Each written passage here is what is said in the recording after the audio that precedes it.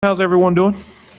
Good. Welcome to this Public Schools of Robeson County Board of Education meeting. I'm calling this meeting to order. First item of business is the superintendent search firm presentations. First up, we're going to have McPherson and Jacobson, Dr. Barry Carroll, Dr. Carol Harris, and Rich Kratz. And if you notice on the agenda, we're switching the first two. McPherson is going first and BWP will go second. They're one of their principals got tied up in traffic. So thank you very much for McPherson and Jacobson for being willing to switch and for being here. Thank you.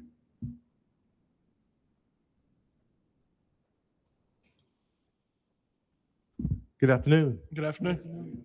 On behalf of McPherson and Jacobson, we want to let you know we're really pleased to be here with you this afternoon and really appreciate the opportunity to come and present our proposal that will support you in your next and upcoming superintendent search.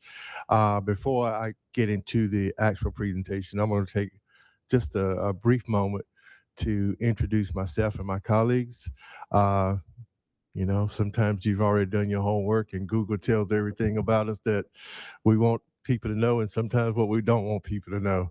But anyway, my name is Carl Harris and I'm serving as one of the consultants. And just briefly, my background is in education, more than 30 years in education, from a teacher to an elementary principal, middle school principal, high school assistant principal, served as superintendent in Franklin County, North Carolina, and also in Durham, North Carolina.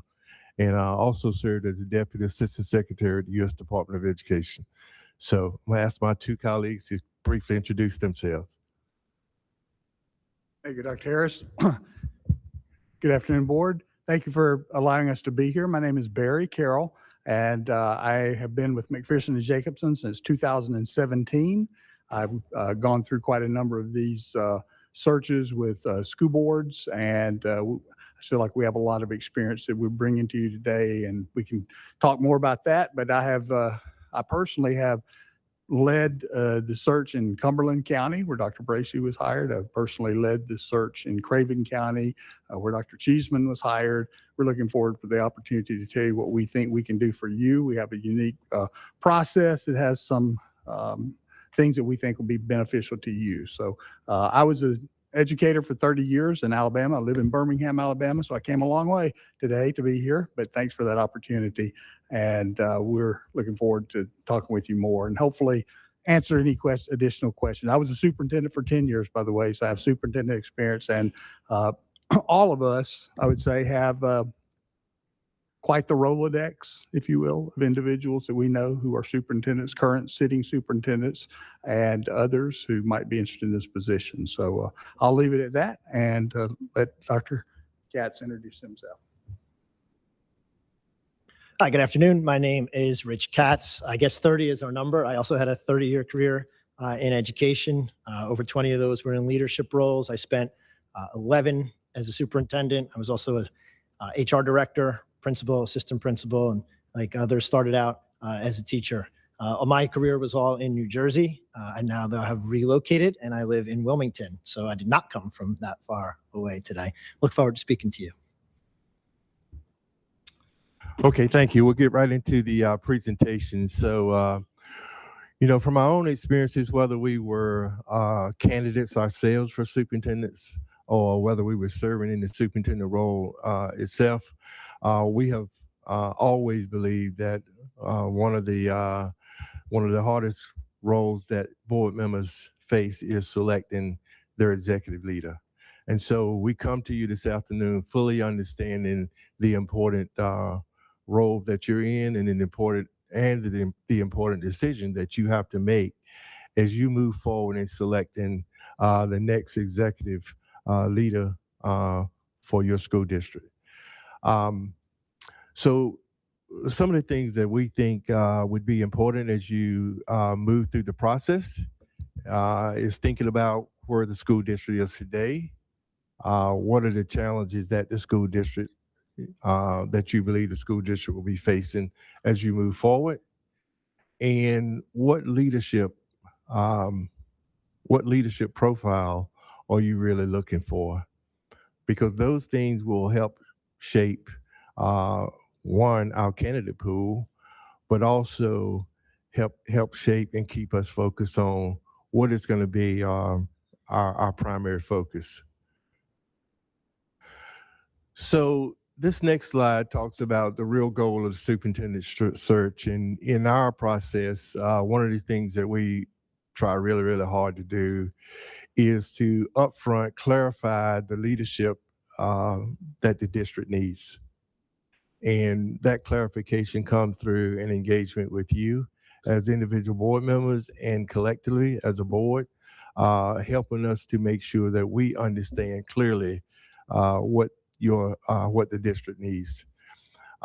Then we focus on building a very strong and diverse applicant or candidate pool so that you have choices when it comes down to selecting candidates that you believe would fit the profile that you have decided on. And then we support the board in making decisions to the extent that you ask us to be engaged. We fully believe that it's ultimately the board's decision, but we offer our support in any way, and we give you our best professional advice when you ask for it or need it. From our perspective, this is how we go about doing our business. Why superintendent searches succeed or struggle, we really kind of focus on these 4 quadrants here. Clarity of the leadership profile is that when we go in and we know what the profile of the leader that you're looking for is, and if we can match the profile to what the district needs are, then we feel like we've already taken that first step toward having a successful candidate in place. The strength of the candidate recruitment. We recruit from all over the country, but it doesn't necessarily mean that a candidate has to come from all over the country. Who knows where the candidate might end up coming from, but the strength of the candidate pool gives you the options to determine ultimately what candidate best fit the school district. Quality of the board alignment. And this has to do with the board, working as a unit. Ultimately, there are many of you as board members, you have your own perspective, but ultimately it's going to come down to this board as a unit making a decision about who the individual person should be to lead the school district. So the quality of the board being aligned and having consensus about the leader would be a very important component of the success of the superintendent. And attention to the leadership that will not only work well with the board, but also fit the needs of the community. As you know, a lot of the work is done here within this district office, but most of the work is done in the community and in the schools. So we try to make sure that we never lose sight of the focus that whoever is decided to be the leader of the district is also going to end up being a leader within the community. We've already introduced ourselves, so I'll skip over this one. And I just wanted to give you a snapshot of, where we have been as an organization in supporting the selection and recruitment of candidates. As you can see, as an organization, we have a footprint throughout the United States. But I can tell you in each one of these locations, it has been an individualized approach, focused specifically on what is needed for that specific district at that specific time. So with that, I'm going to move on to my colleague, who is going to come and continue the presentation.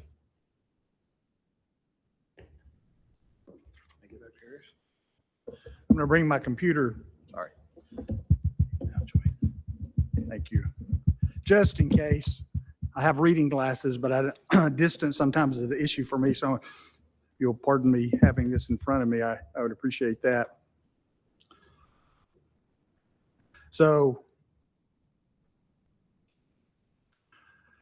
our searches, first of all, let me say this about our searches. This search is your search.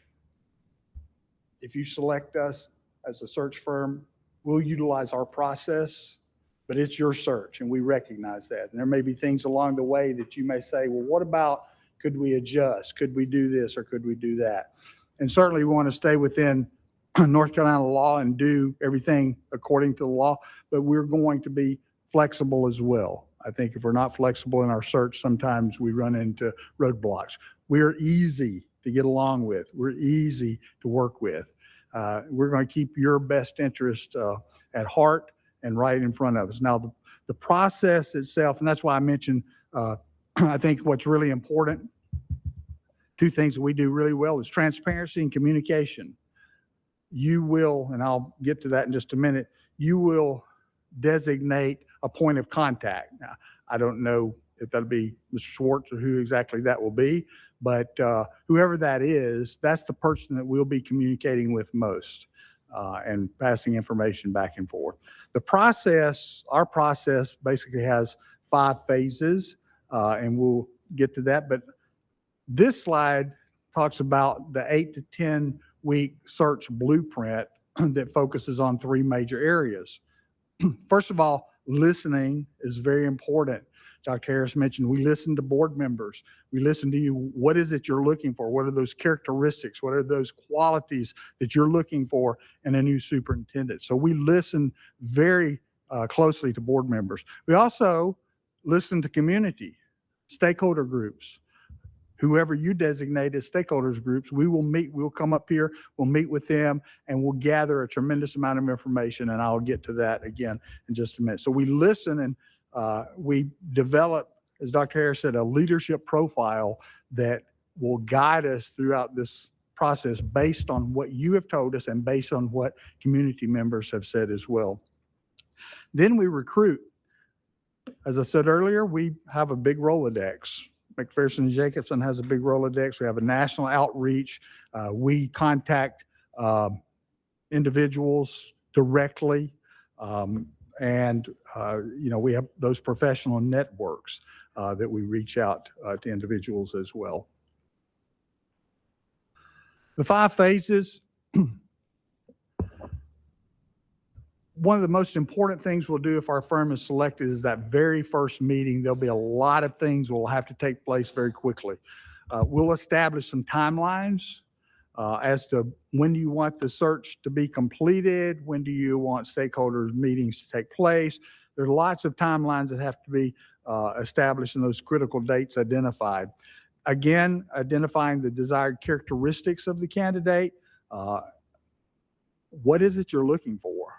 And that could be anything. Some districts, just as an example, will say, we must have someone with a doctorate. If they don't have a doctorate, then they're not really for us. Some districts and most say, that's not a big deal.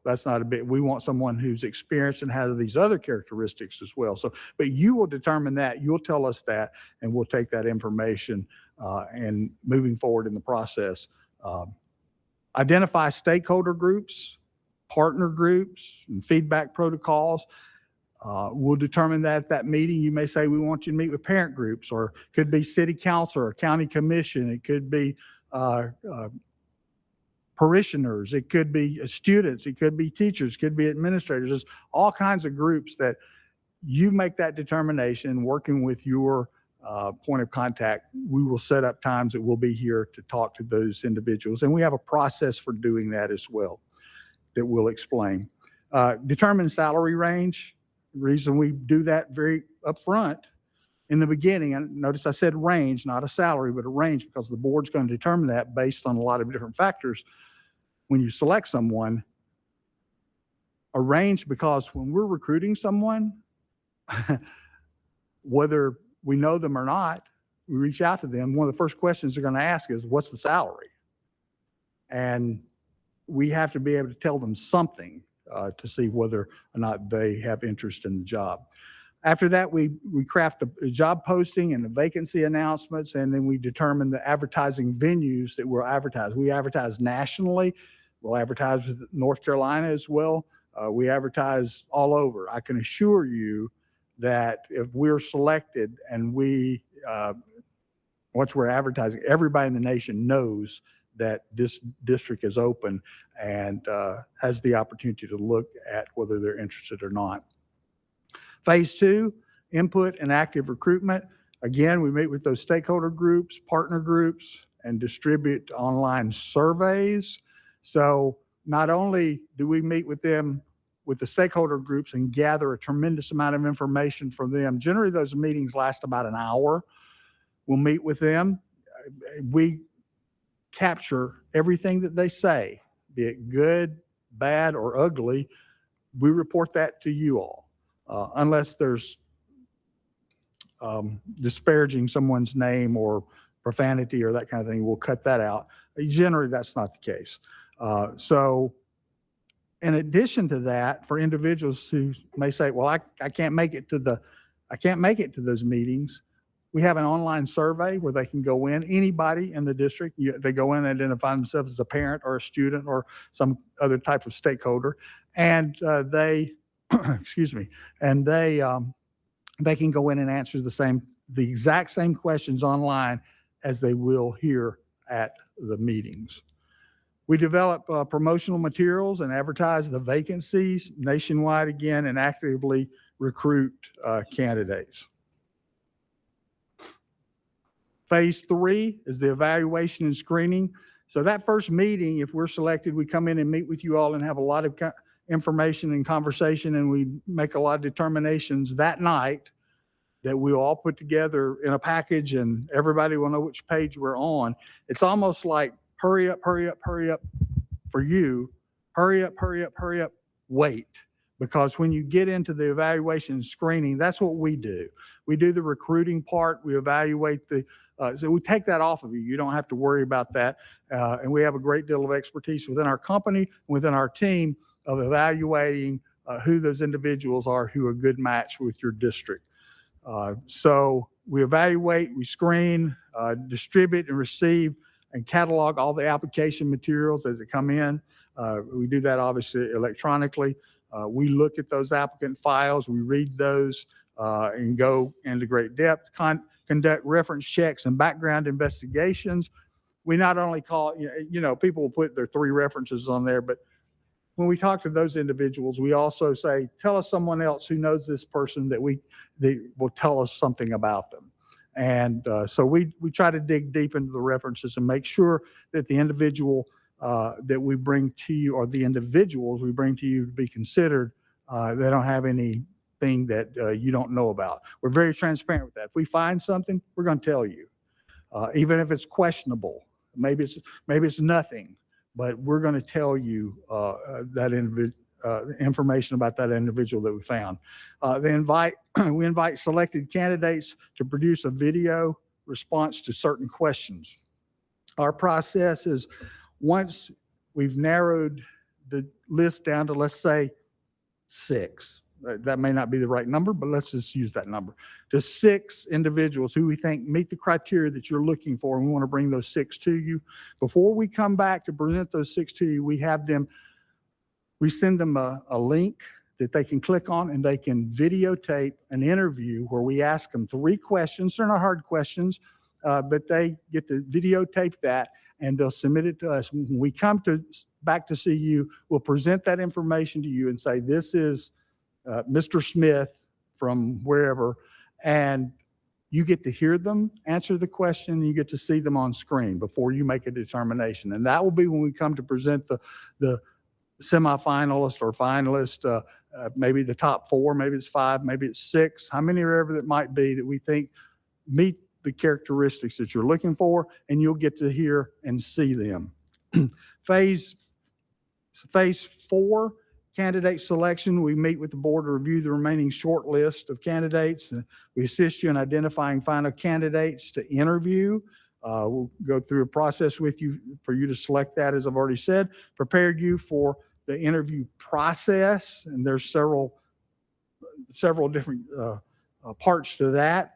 We can even help you write interview questions, or we can write them and send them to you, and you give us feedback and say, we like this and we don't like that, and whatever. We'll help you with that as well, and be in constant communication on even interview questions. Schedule and coordinate the interviews, and we keep all the candidates. That's our job, to keep them informed of their status, whether they're still in the running or whether they're not.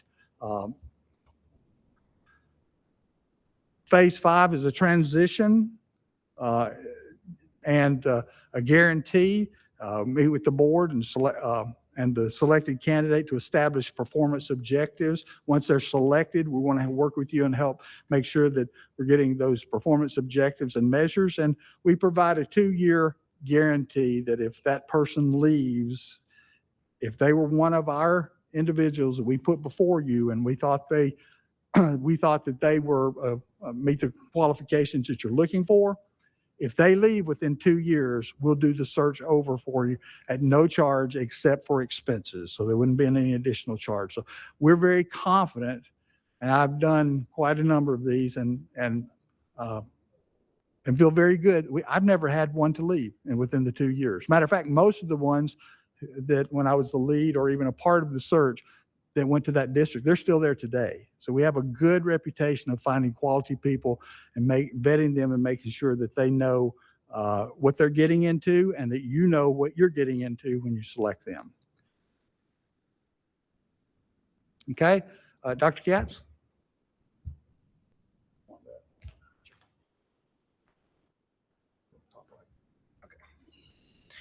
So I'll wrap up with the last few slides, just kind of building off of that 5th phase and talking about retention. The process is not over once a candidate is selected. It's really then the next step is making sure that the conditions for success are in place.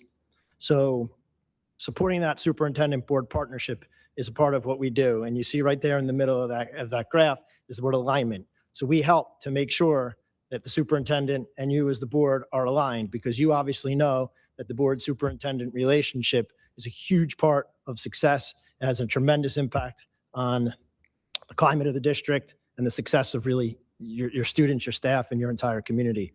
So that doesn't mean that we tell the board how to govern, and it doesn't mean that we tell the superintendent how to lead, but we do assist with operating agreements, helping to define roles and responsibilities, goal setting up front, so that you are set up for success when that new person comes in and you start your relationship together. The fee structure includes everything that you see there on the right. I don't need to read it to you. You can read that for yourself, but it's everything that you just heard about. The fee for the search is $30,000, and then there's expenses up to $8,650. So that number you see there is a not to exceed, which means it would be the maximum possible cost for your school district. It's not the actual cost, it's a maximum cost.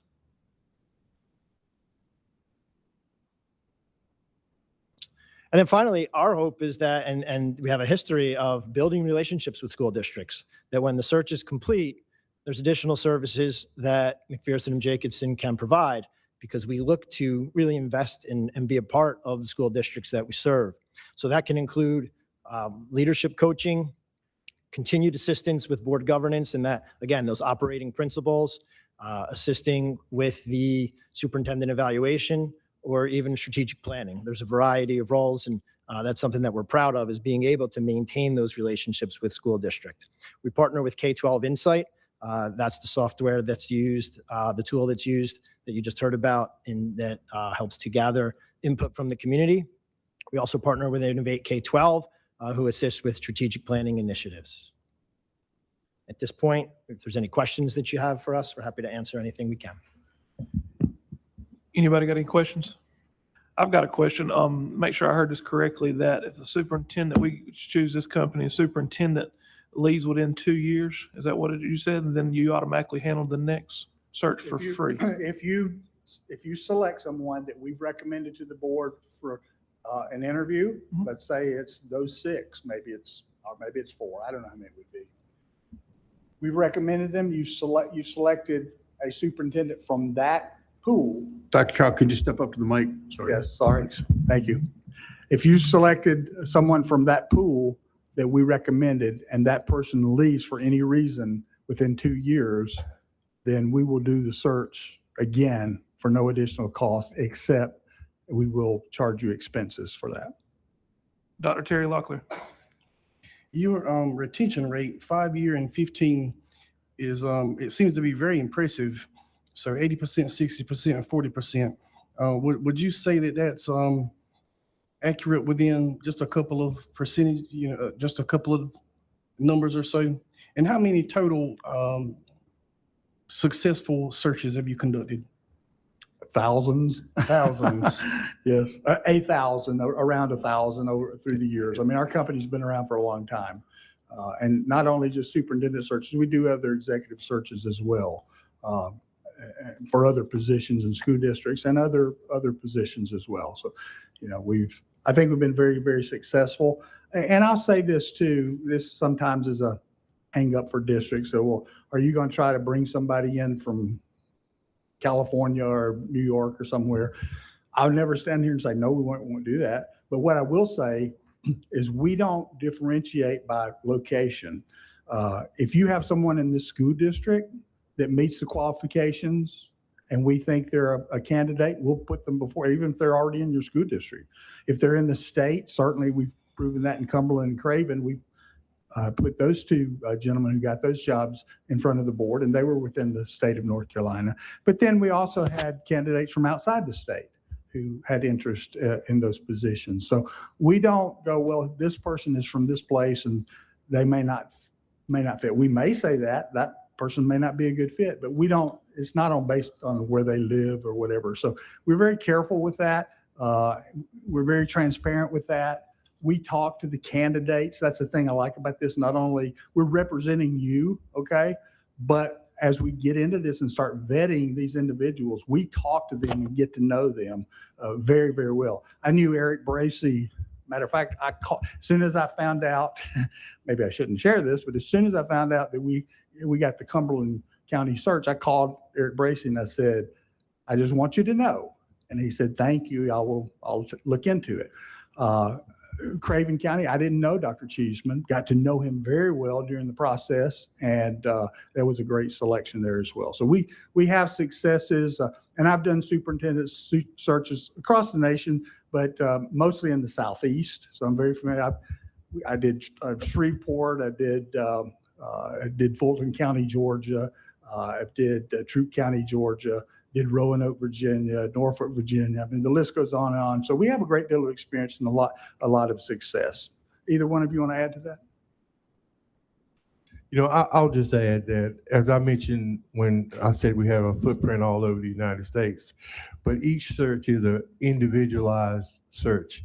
And while you as a board, you're making a decision about who you believe your best candidate is, we also have to believe that's the best candidate that we're recommending, because remember, this candidate is also going to be a representative of the search that our organization put forward for you. So we kind of see it as twofold. Not only are you looking at your end product, we're also looking at it also, because that's what we're going to put on the map as far as our next search. Thank you. Anybody else have any questions? Ms. Crystal Monroe. So I see like the 5 videos and the 4 background. If it were to exceed, of course, is there extra additional cost? Like past this, if it did take longer and went past the range of what you have in here? The range of 5, Mm-hmm. that's negotiable. In some cases, because our expenses have been less, that we can work that in to make it 6. But generally, we try to hold it to 5. But it can go over that. It can go over. Yeah. And what makes your process different from the other processes out there? I'll take a stab at that. There are a lot of different companies that do superintendent searches. Some are a lot better at it than others and have really good reputations. I think we're one of those. I think we're probably one of the top 2 or 3 in the nation. And our process is the vision for the process for all of us is the same. We want to provide the very best superintendent for you and your community we possibly can provide, and I'm sure that's for other companies as well. The one thing, and I'm not saying because I haven't studied what everybody else does and does not do or how they do it, the one thing that I really like about our process is that videotaped interview where it gives you the opportunity to see them on screen and hear them before you make a determination as to whether you want to interview that person or not, in addition to the mountain of information we're going to provide to you as well. And as I said, we're very transparent. I could cite a couple of superintendent searches where we have found some things. And in one, it wasn't that questionable. It was questionable. So I just told the board, I said, you have to decide that here's the situation, here's the story, here's this person, here's what happened. You have to decide, is this person worth interviewing? Guess what? They interviewed that person. They hired that person because that person was fantastic and actually then became state superintendent of the year, but had been in a situation that that person didn't really cause, but was because of the district. It was kind of a, guilty by association, although she was not guilty. I hope that answers your question. Anybody else have any questions for McPherson and Jacobson? Fellas, I thank you for your time. Great presentation. Thank you very much. Thank you. We look forward to hearing from you. Thank you.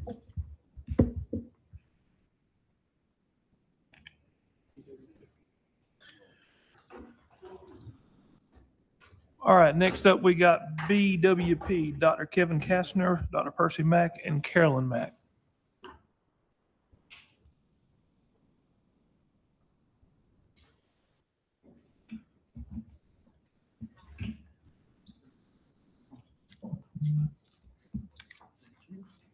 Thank you, ma'am. Yes, sir.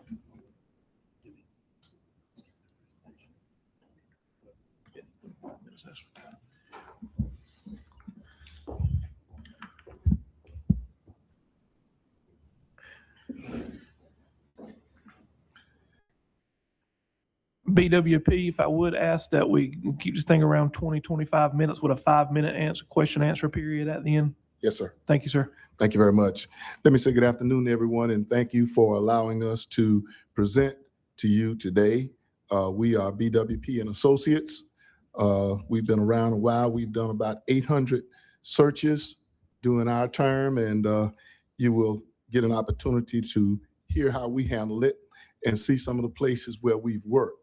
And we encourage you, if you have any questions, you feel free to contact any of the folks that we've worked with. They'll tell you that we, are very transparent and we try to do a great job. Our goal is to make sure that you have to stay up late at night to make your decision. We want to give you the candidates who are going to make you stay up late at night. So no matter which one you choose, they're going to do a great job for you.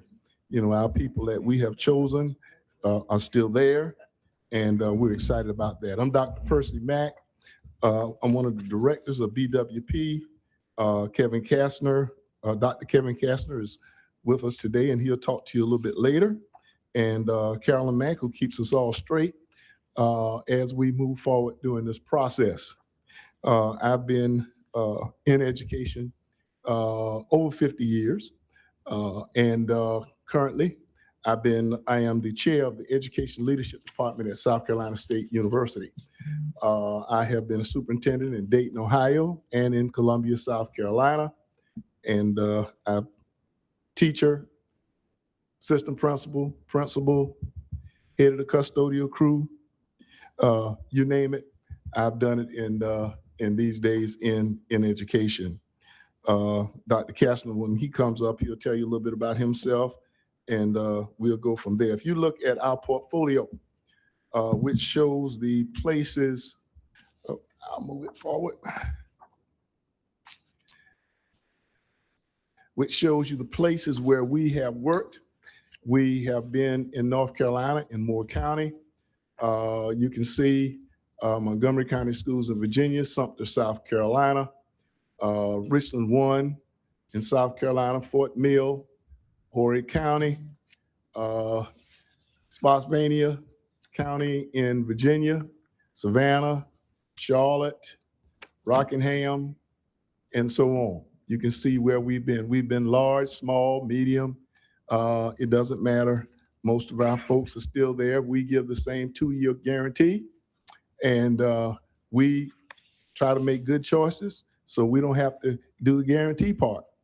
And we've been successful with that. Since I've been with the company, we have not had to redo a superintendent search. All of our searches have been right on time.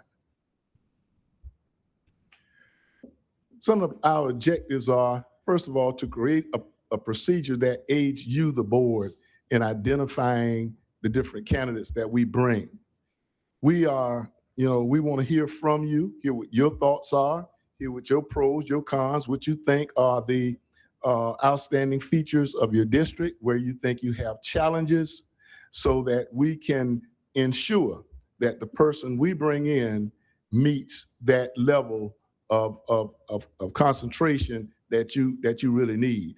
We feel a great job of community engagement.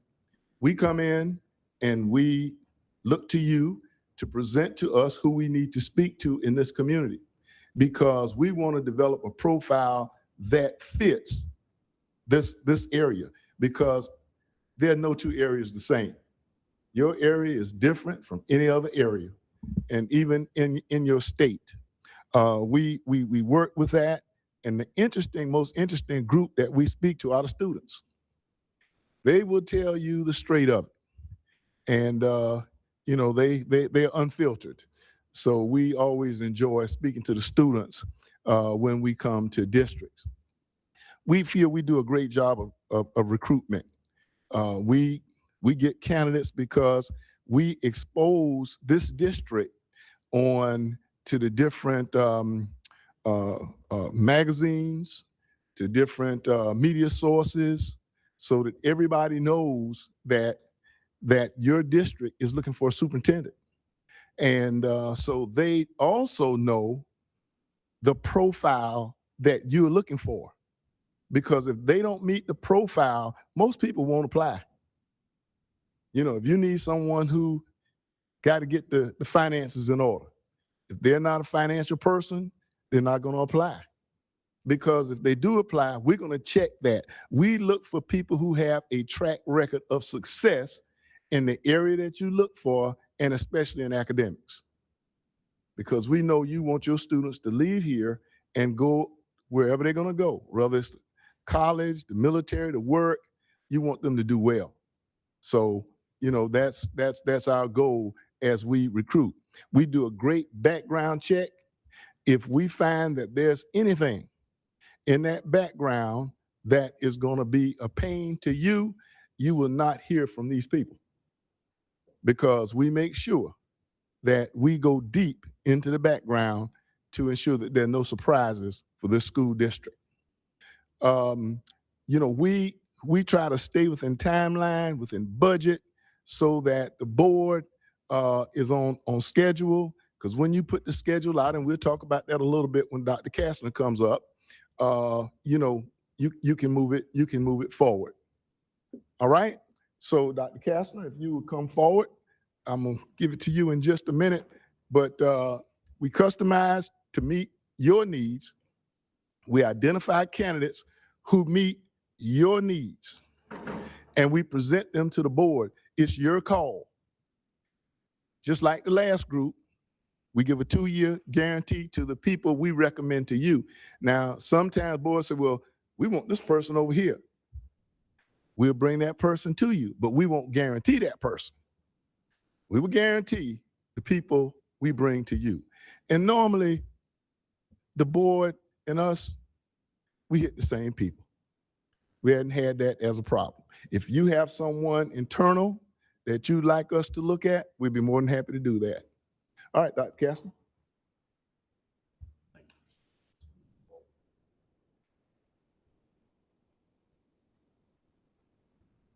Good afternoon. You're going to find that searches are probably more similar than different. but there is some unique background that each of us might bring to the table. For example, Percy, Frank, and I, we have over 40 years superintendent experience.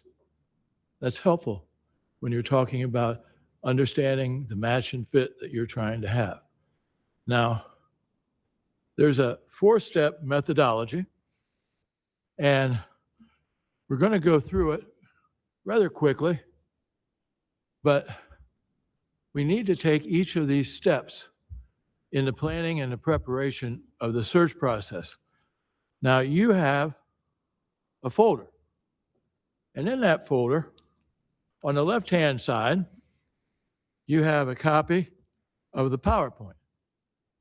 On the right-hand side, and also the 4 steps in the superintendent search process. On the right side, key decisions. These key decisions aren't necessarily going to get solved today. If you were to hire us, we'd want to come back and we'd want to talk about things like a community engagement calendar, deadline for applications, finalist interviews. We also want to talk about community engagement. We want to talk about updating your website. We're going to talk about different protocols. We want to have salary recommendations. All these, you have an outline of this that after we present, you might want to refer to them a little bit later because it gives you some thoughts. Okay? The other thing that you need to know is the board's the driver. All the decisions come from the board. We don't try to impose, but we do try to go and give you some, I guess, some pluses and minuses in your decisions. Let me give you an example. When you look at this, we believe that you should have a confidential search. We can maximize the search and have more applicants if we can have a closed search. We also want to get into an ad copy. We want to get assistance for district information. All of these types of decisions would happen if we came in at another meeting. Now, one of the things in community engagement, we will be presenting to you a community engagement report in which we will be meeting with a lot of stakeholders from all your districts. And those stakeholders are going to be driven by you. So we want to try to increase that participation. And we also, to the point that we don't want to try to leave anyone out. Now, you have a complex district. We know the different things you do. That means, and we choose to come to a district like this because we believe that, well, we choose a district, we like your size, and there's something else I do want to mention. There are 20,000 school systems in the United States that make up 3% of all the superintendencies. You're in that rarefied air because when you are superintendent in a district that has 21, 22,000, you're going to have a robust central office and you're going to have the ability to create participation in a large way with all members of your district. So size does make a difference. You know, we can find a district in Iowa, 5,000 kids, homogeneous district, person could be superintendent of the year. That person might not qualify for some of the skill sets that you'll have when you do your leadership profile. So all this kind of follows out in a process. And in that process, also with the community engagement report, and you're going to see a profile example, we'll get to the point that in this deliberate process, you can see we want the community understanding, and we want to see the challenges that you have in your district. So whatever district it might be, whether it's Fort Mill or whether it's your district here, all these things are going to be part of the information that we're going to need to use. The other thing, we want to recruit and present outstanding candidates. Frankly, you make that easier. The things that you're doing in your district, in your facilities, in your career in tech, are benchmarking great things for your students. And people would want to come work here because they know that you're progressive, but they also know that you're complex enough that you have a lot of different hats that your students wear. And the whole purpose, and this is more from a superintendent's hat, is how you get all kids to be able to engage and you support them in helping them be successful. And that's a process. But we will initiate contacts, we'll get into their networks, and in doing that, we get into assessment of candidates. When we assess candidates, we don't go just on a great resume. We want to see strong background checks. We want to see a body of evidence where they can show that they have an ability to move the needle in learning, in community engagement, and in your case, in the progressive way that you've added your recent programs. That is impressive. And that makes our job easier. That makes your job easier. But it also is part of your legacy. Your legacy as board members, you've had a good superintendent, but now we still want to get it right, and we go to the next level. And there's going to be a transition. During a superintendent search, there's a whole energy that goes on that in spite of what you're already doing and the success you're having, you still want to build upon whatever you can do to get better. And so one of the things that when we get into the interviews, we teach the board protocols. We want the board to know what they can and can't do. There are certain things you can't ask. You can't ask religion. But when you read this document on protocols, it's self-explanatory.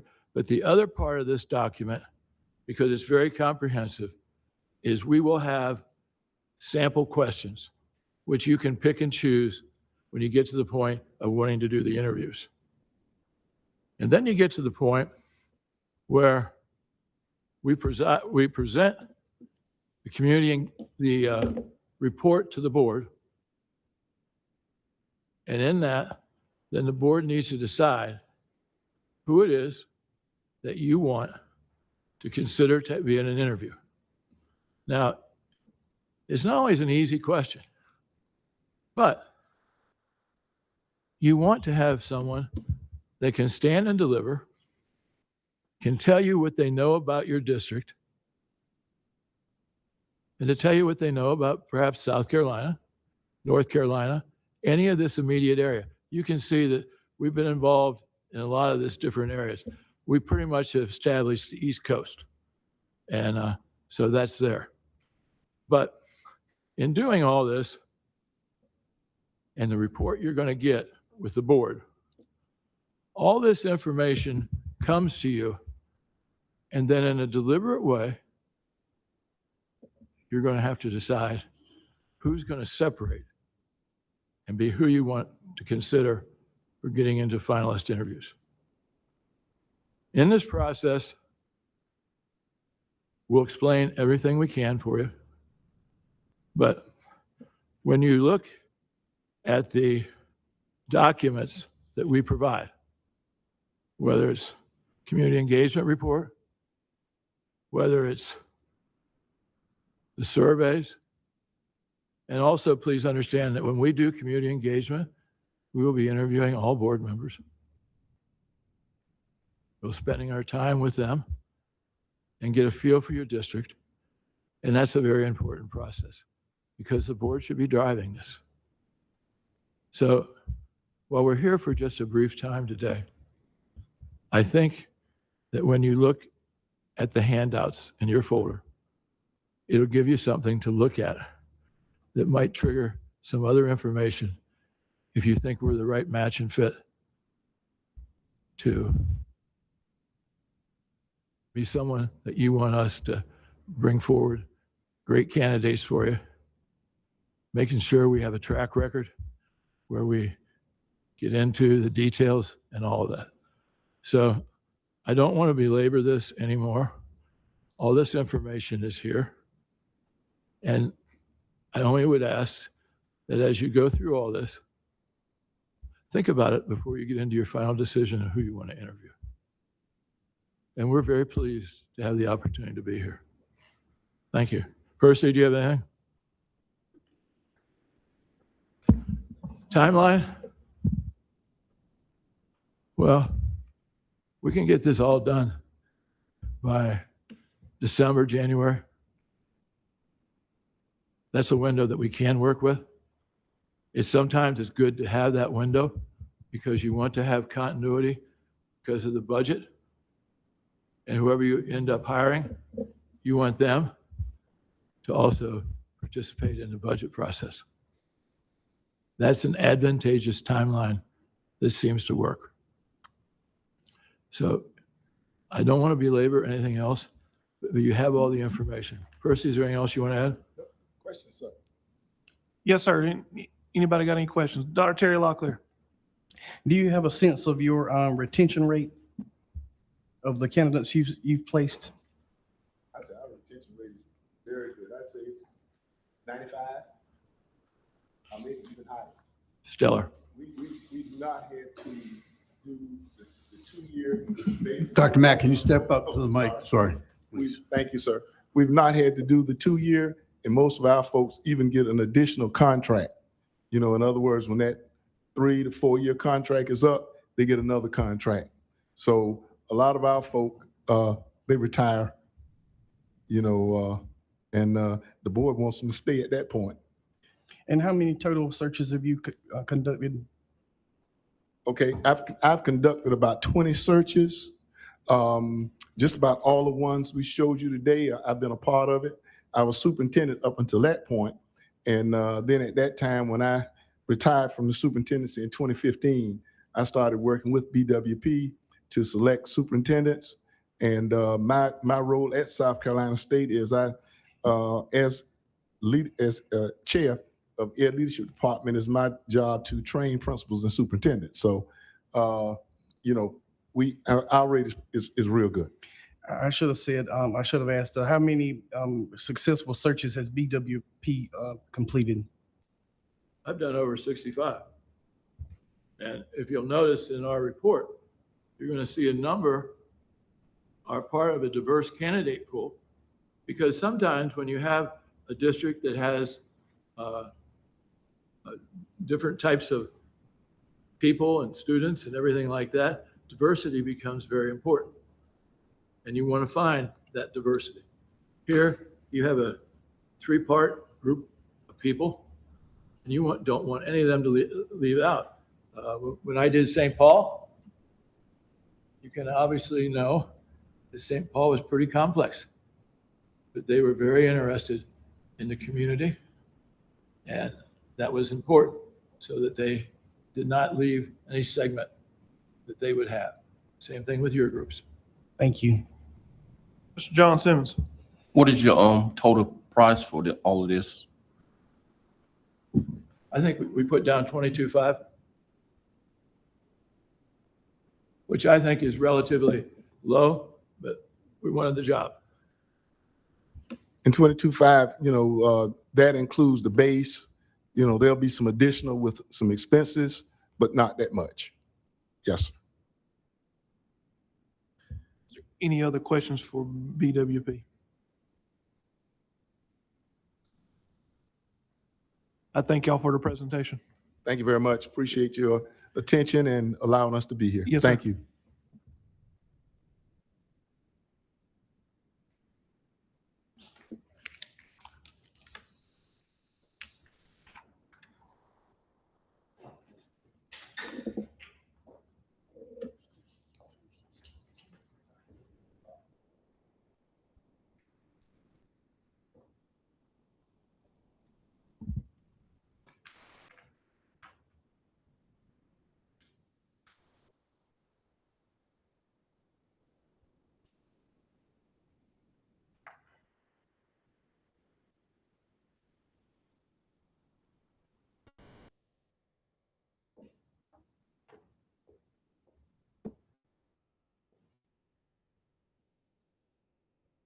All right, next up, we have Mr. Sam Thorpe with the North Carolina School Board Association. Mr. Sam, 25 minutes, and then I have about 5 minutes of question and answer at the end. Yes, sir. I'll Thanks, stick sir. to the time. Thank you, Mr. Chair. Thank you, members of the board, for having me. NCSBA and I really appreciate the opportunity to present to you about our superintendent search service. Before I get into my PowerPoint presentation, I do want to take just a moment to introduce myself to you. My name's Sam. I'm an attorney at the School Boards Association, where I head up our association superintendent search service. I've been at NCSBA for a little over 9.5 years. And during that time, I've done a lot of both legal and policy work with school systems, as well as superintendent search work with school systems all over North Carolina. Before I came to NCSBA, I did practiced family law for a couple of years in Greenville, North Carolina. And before I ever went to law school, I was actually a social worker, and I did a lot of work with teenagers, youth, young adults with developmental disabilities. I also worked at an intensive outpatient program with teenagers and young adults struggling with substance use disorders and other co-occurring mental health disorders. My wife is a teacher. She taught for 7.5 years in K-12 public schools. She taught mostly kindergarten. Before transitioning to education research, she now manages an early math education research project at NC State's College of Ed.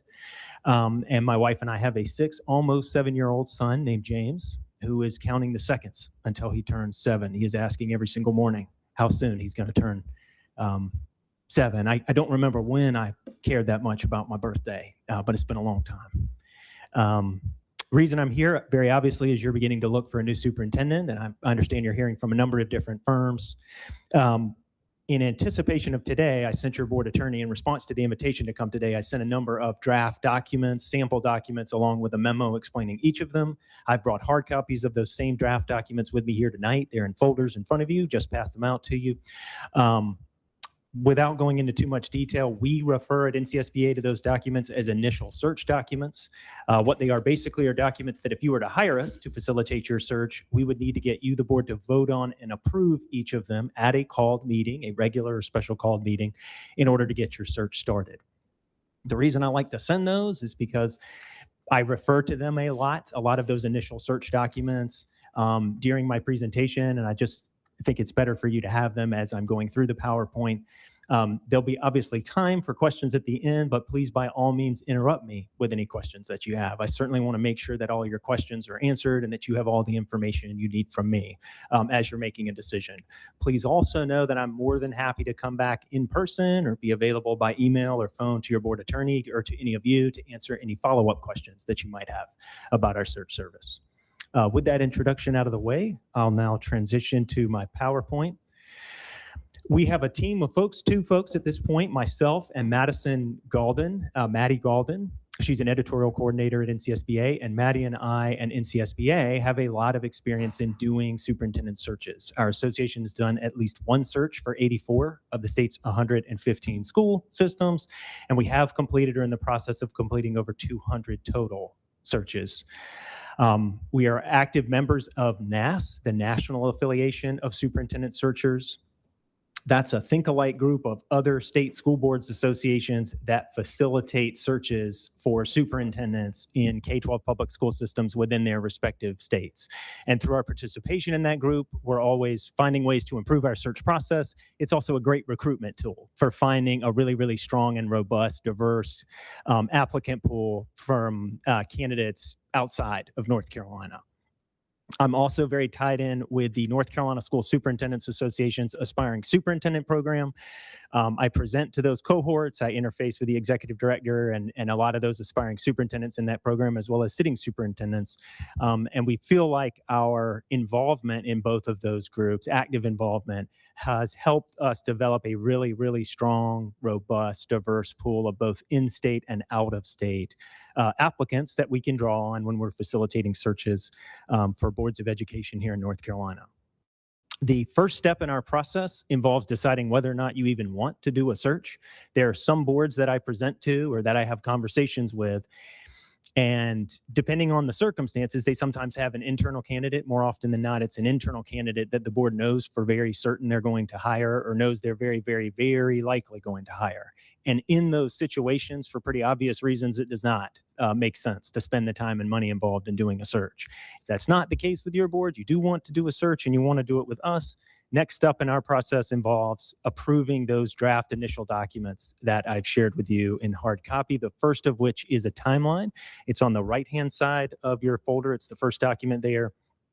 One thing to keep in mind about the timeline is the only fixed date, the only hard and fast date on there is the one highlighted in yellow, and that's the application deadline.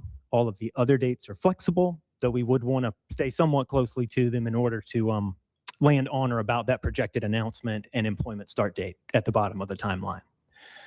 The next document is a vacancy announcement that's behind the timeline. That includes some general information about your school system and your community and explains to applicants who to contact with any questions about the search process, about the application, etc. The application, the sample application, is behind the vacancy announcement. It includes mostly generic questions like employment history, education history, superintendent licensure, things like that. There are a few pages beginning at the bottom of page 3 and carrying through to page 5. There are short and long form essay questions. Most boards, vast majority of boards, actually keep those as is and save their district specific questions for interviews. We're happy to change those altogether or in part, depending on your wants and needs as a board.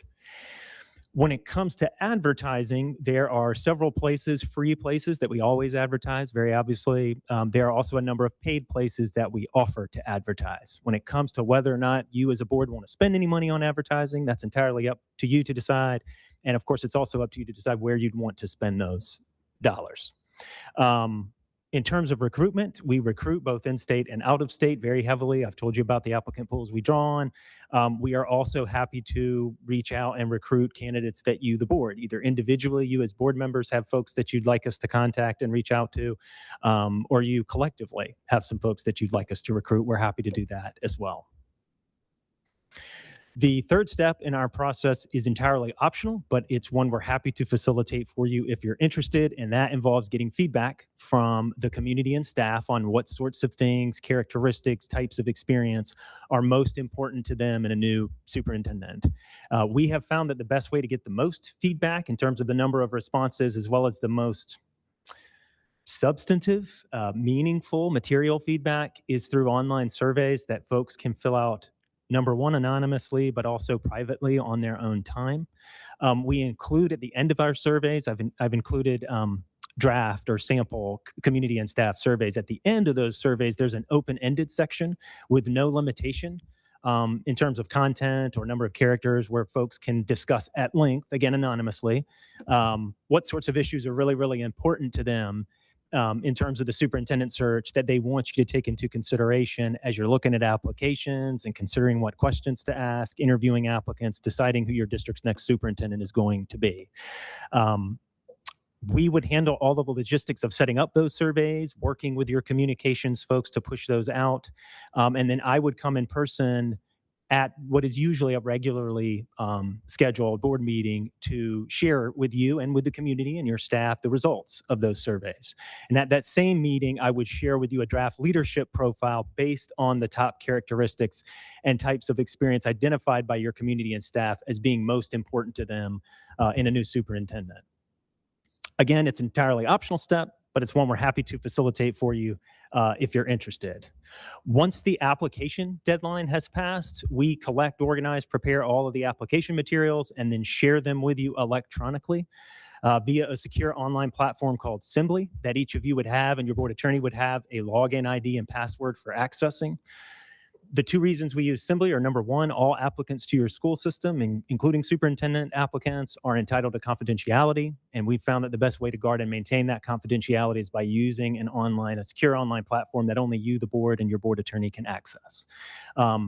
Second reason we use it, a little more practical, there's just a lot of paper involved in doing, a lot of documents involved in doing a superintendent search, whether it's the survey results, the application materials, the due diligence. And we've just found that the most efficient way to share all of those documents with you is electronically as well. Once we've posted all of those materials to Assembly and given you sufficient time to review them, I would then come and meet with you in closed session at what is usually a special call meeting, and I would facilitate a discussion with you, the board, wherein you would decide which of your applicants you'd like to have a sit-down, in-person interview with. One really important point I want to make about this step in our process, and really about our entire process, more broadly speaking, and the reason I emphasize the point is because on it, we differ pretty significantly from many other search firms, not all search firms, but many of them, and not necessarily in a good or bad way, but in a really significant way. And that is, we in CSBA never screen applicants. We never tell you which application to look at more closely, who to interview, or who to hire. North Carolina law makes very, very clear it is locally elected boards of education exclusively that hire superintendents. We do not get in the way of that. We get you as much information as possible and as good of information as possible, and we help you process it in a really thoughtful and deliberate way. But when it comes to deciding which application you're going to look at more closely, who you're going to interview, who you're going to hire, that is exclusively going to be a board decision if you work with us. And I just want to emphasize that. Once you've identified your first round interviewees, we then go and conduct very thorough internet and social media searches on each of them, and we pull achievement data, test score data in as much as it's available. And we post all of that information to Assembly well enough in advance of your first round interviews so that if there's anything we need to address prior to those interviews or even in those interviews, you have the chance to do that. We would handle all of the administrative logistics details of scheduling, coordinating, scheduling the interviews, finding a location, corresponding with the candidates, helping you draft interview questions, creating customized interview notebooks. And then I would come in person to help facilitate those interviews. We don't sit in on the interviews for the same reason that we don't screen applicants, but we are there to keep the minutes, get you in and out of open and closed session, where they are coordinating the candidates coming and keeping them confidential from one another. And then at the end of those interviews, I would meet with you again in closed session where I would facilitate a second discussion with you.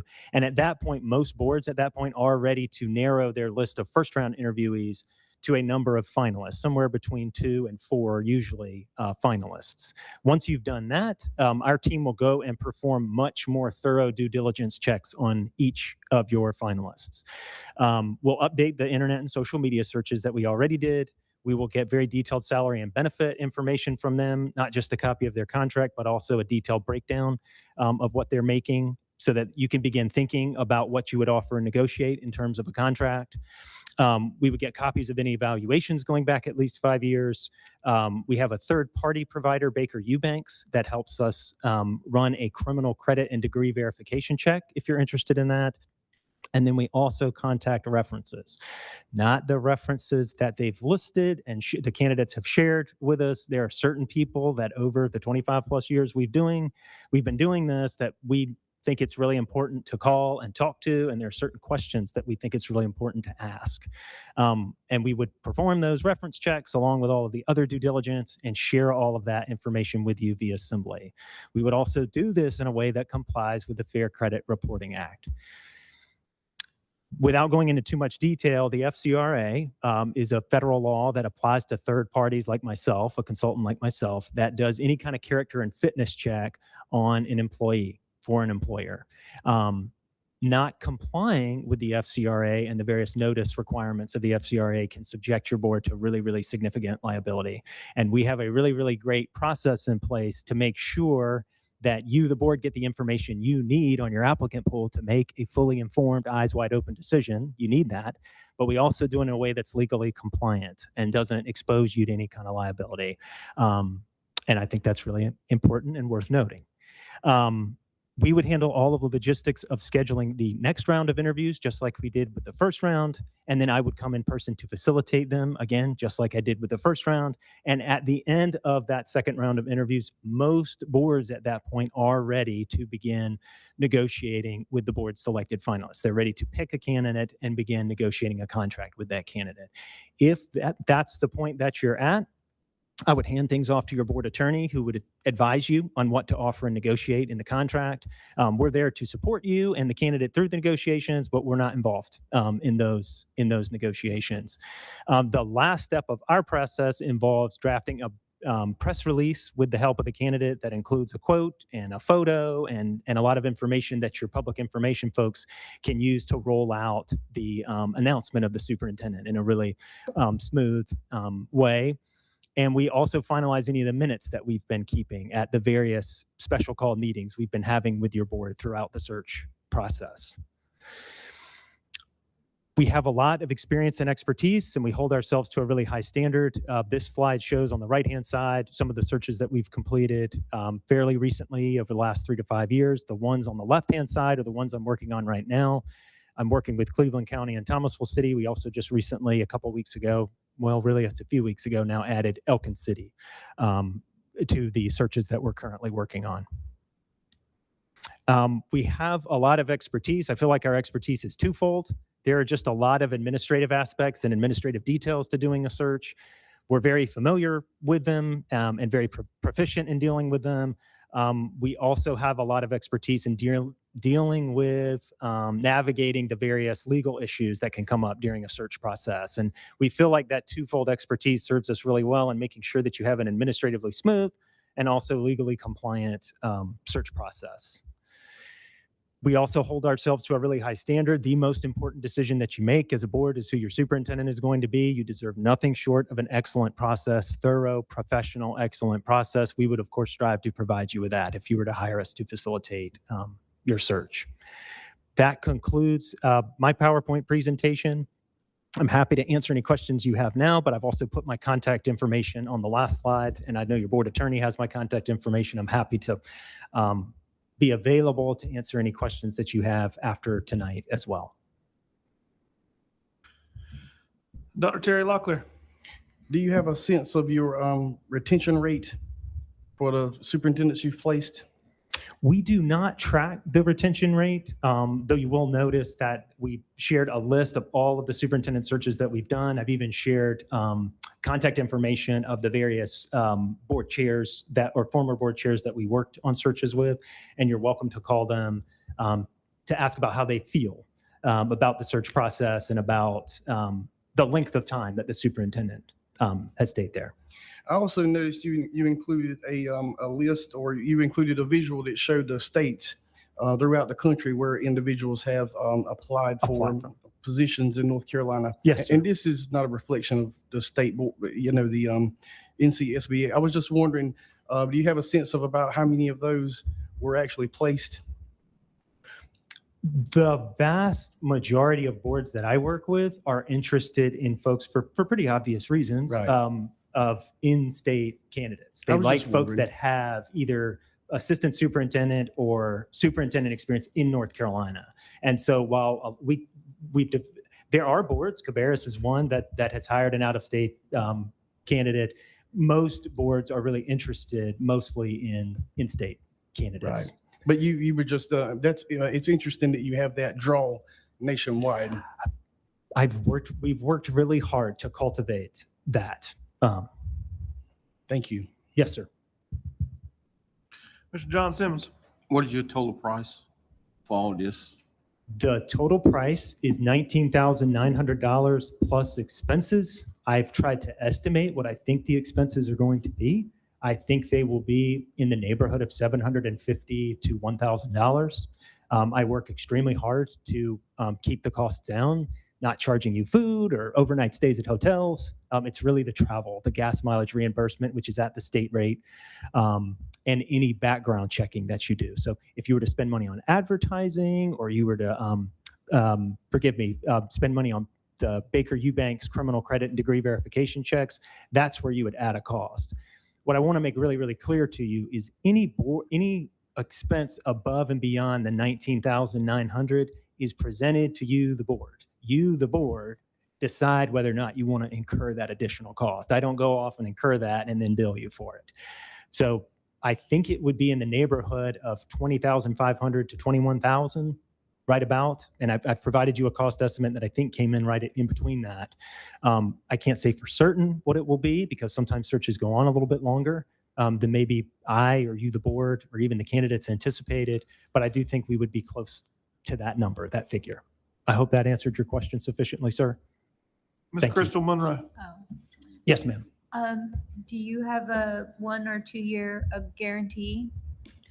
We or do any not. guarantee? We do not No. do guarantees. And Okay. if that's a deal breaker for you, then we might not be the right fit. I encourage you to call, or in as much as you're interested in doing any reference checking, to call the various boards that we've worked with to see if they're still satisfied, notwithstanding the fact that we don't have a guarantee. Right. But that is something to consider. That is a difference between us and many other search firms. Thank you for asking that. Yes, ma'am.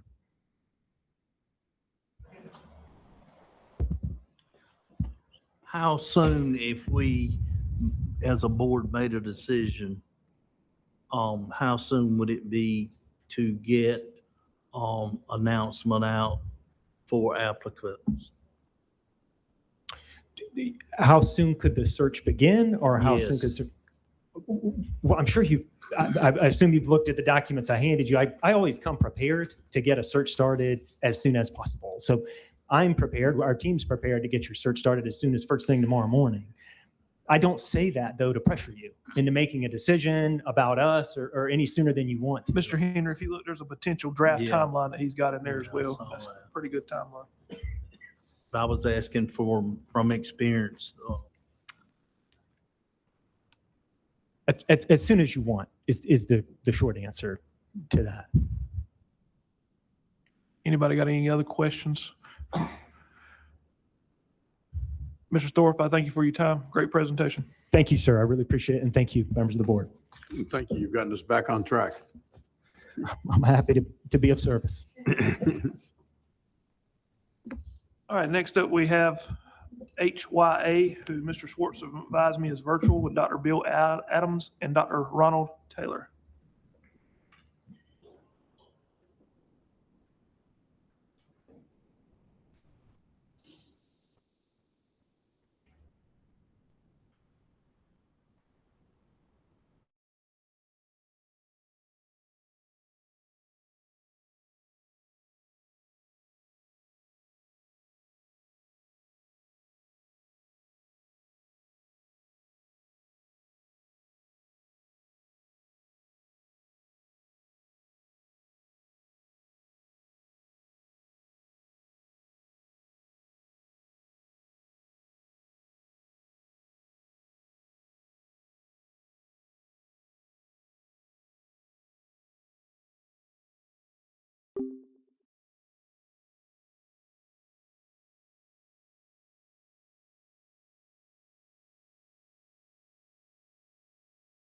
Going to advance it, or are we seeing it there, or do you want it from Ron? You have it up. Okay. Yes, sir. We're going to go in a little different order than what you have in the document that Mr. Schwartz prepared for us, and we certainly thank you for that. Well, thank you for the opportunity and the opportunity to visit you virtually. Ron, let's go ahead and we'll advance that. And this is our base team. The three people that would be the face plus Karen Shaw, who's not visible here, would be the team if HYA were to be selected. Stacy Adams would serve as our project manager, and in full truth, Stacy Adams is also, in addition to being a business partner, my spouse, and comes from the professional development side of education. Karen Shaw, on the other hand, does a lot of philanthropic work with partners in that area, and she's a former Board of Education member and a former board president. The other two people are in the back of the house. Dr. Nancy Perez is our CEO and president of the company, and Christina Mellon does all of our support for our 130 associates across the country. But let me give you a little bit more about HYA, and then we'll talk about the process. HYA has been in business for over 38 years. We've done over 2,000 searches. We do 80 plus, actually last year it was 90 searches nationwide. We have about 130 associates. 35% of our associates are persons of color. 49% are women, and already mentioned we're woman-owned. That Nancy is the primary in the company. High satisfaction rate from board clients that we work with across the country. We are supported with research and analytics through the Eckerd Group, which is a sister company that does all of the analytics, including even any of the marketing or advertising we do. We can give you the how effective the expenses in that area. And we do have a full back of the house staff. A number of us participate in national and state organizations. I was a former AASA executive committee member on 2 different non-concurrent occasions. And we have a number of university partnerships. Just to, as we begin the search process, it's so important, and we talk about it, for us to understand the stakeholder views if we're going to find a leader which is the best fit for your county, your school district. And it also, if you have a firm that you're comfortable with and you partner with, it will demonstrate to the community how serious you take the selection of a successor superintendent. Right. We recognize that the community is going to want to see a very transparent search. So we believe that's part of our responsibility to make sure it's transparent. But on the other hand, certainly as we work with candidates, we'll talk about the need for confidentiality there and just how we would serve as a proven partner. Most search companies have a number of steps they go through. The first 3 are common, and what we're going to focus on, Ron, if we move to that next one, what we're going to focus on are what makes us different. But Ron's going to go over the process and then move right into engagement. Go ahead, Ron. Hello, everyone, and thank you again for this opportunity to share our leadership selection approach and highlights.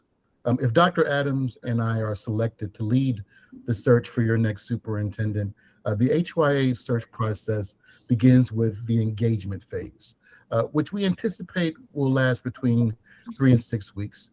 We utilize this time to understand the desires of your organization, after which we move to the recruitment phase, which lasts between 5 and 7 weeks, where we bring the widest range of candidates that meet the requirements that we shaped with you and your constituents during the engagement phase.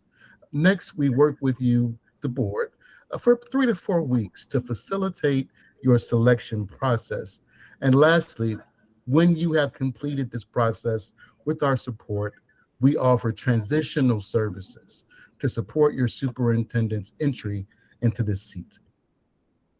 So adding a little context to this engagement phase of the process I just described, we know that the selection of your next superintendent is a true legacy decision that will have a significant impact on your stakeholders.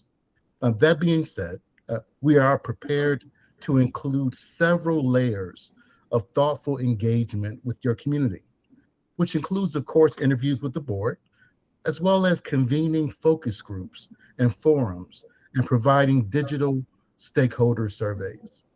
We use this information collected from these opportunities to develop a leadership profile report and detailed characteristics that help us to aggressively recruit on your behalf.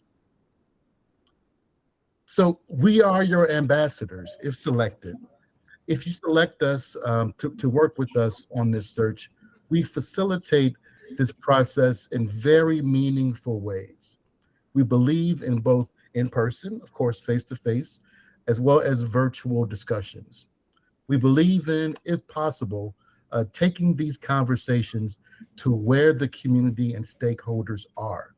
We believe that focus groups of high school students and parents, staff members and administrators, and others are very valuable and bring authentic context to this work. We also can, if needed, support various languages to facilitate this work. So one thing to know and hopefully take with you is that we are data-driven.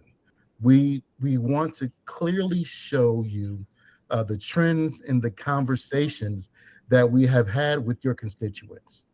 We know it's important that you as the board are not only aware of the sentiment, but also understand how each stakeholder group's responses compare with other groups. Now, Dr. Adams will cover the next section, the recruit phase. One of the most critical parts of the search is recruitment. And that's one of the things we believe sets HYA apart. We have the infrastructure, we have the network, the relationships, both with the major organizations such as AASA, ALIS, the Association of Latino School Administrators, NAPSE, the National Alliance of Black School Educators, all in terms of our team. And we have team members that belong to those organizations. There's a difference between active and passive recruitment. We do both, and we'd like to share some of those differences. But what we try to do is create a buzz around the search, recognizing that every student has the right to quality education, and that begins with the leader. Whoever that leader is going to have an impact on student success.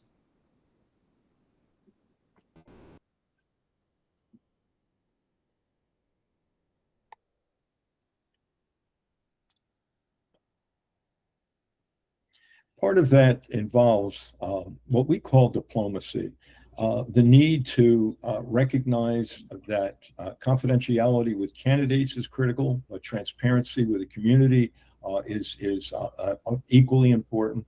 We also recognize there are political challenges. There are certain dynamics that can affect even board relationships.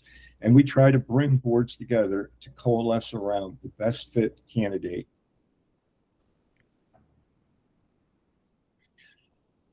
One of the, if you look at the graph that's up now, we have the last 3 years in terms of the number of searches. We did 96 searches last year, and you can see some of the competitors and the searches that they've done.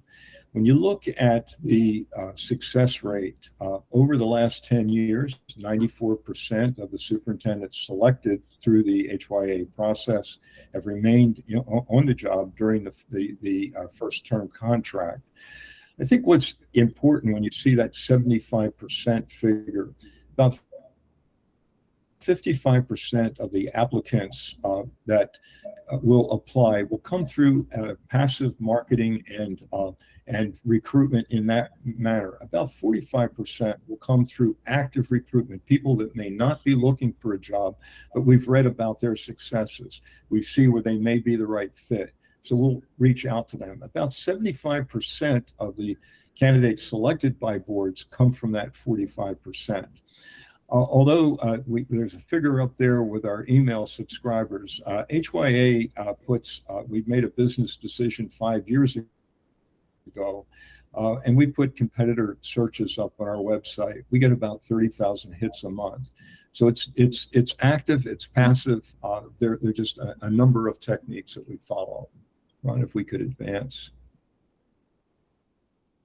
Just a couple of examples. These are smaller districts, but I wanted to give you an idea. Ridgewood, New Jersey, 52 applicants in the system. Cherry Hill, 48. Somerset Hills, 58. Falls Church, 65. What's important, though, is as we look at the number of states represented, and then if we look at the out-of-state versus in-state, and it really all depends on what the board wants. That's why we customize and meet those, but it's that ability to recruit based on what the community tells us and then what the board ultimately approves in the leadership profile report and the desired characteristics.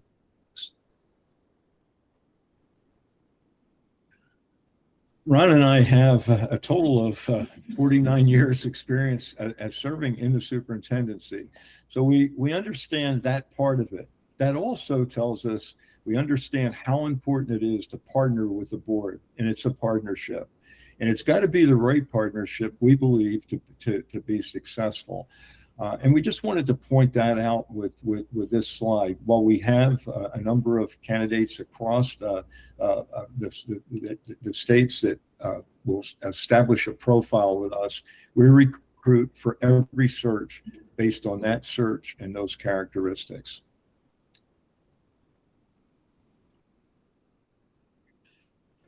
As we look at the recruitment process, I just want to finish this part of it. We do 360 reference reviews. If there's time during the questions, we'll certainly respond to what that is. We certainly Google every applicant before we even interview them. In fact, the first one of the questions I ask is, if I Google you, what am I going to find? And before you answer, I've already done it. And that just begins the conversation in terms of how important that is. Where we do a third-party background investigation, we have a private investigator go to the county where the person is, civil, criminal, financial, driving record, credential verification, media review, 5-year media review, and social media review, which is one of the areas that creates a challenge today. And we'll also do, if the board chooses, a behavioral assessment on the individual. Ron, if you want to move to the next piece. Thank you so much, Bill. So Dr. Adams and I, as he mentioned, we have decades of successful experiences partnering with boards of education. And we believe that clearly communicating is a key to success. If we are selected for this search, we will provide a workshop to the board that focuses on best practices and legalities of superintendent searches. We will facilitate not just interviews, but performance interviews with SWOT analysis. We also do not believe in a one-size-fits-all approach. Bill mentioned it a little bit. We believe in customizing our search to what comes out of our engagement sessions. We will also work with you to develop case study assessments and other interview questions that are closely tied to the answers you need to feel most comfortable in making this important decision. Bill, he's an expert in the Delphi technique, so I will yield to him to describe it briefly before we conclude our presentation with a quick description of the transition opportunities we can provide. Bill? I say it jokingly and hopefully respectfully. I'm sure that every vote is not 11-0. And we use a technique when we get to providing you, first of all, with every application and resume, and then a reason why, if we didn't present someone, obviously the board always has the option to add anyone from that pool that they would choose. But what we do is provide 5 documents, and it's their letter of interest based on the desired characteristics. We provide their resume, their application, a self-introduction. How would you want Ron or Bill to introduce you in third person? And then the 360 reference review. Then we asked board members individually to compare head to head. So let's say there were 60 applicants and we presented a slate of 10. We would ask you individually to compare candidate 1 to 2. Pick one of the two. Well, I like them both. Which one is a better fit? I don't like either one of them. Well, which one would there be a lesser dislike for? And we go across 1 to 2, 1 to 3, 1 to 4, and then use that discussion. And we find it helps boards coalesce. It's an option. You don't have to use that option, but we use the Delphi technique often to help boards coalesce around that candidate that is going to be the absolute best fit to lead the district forward.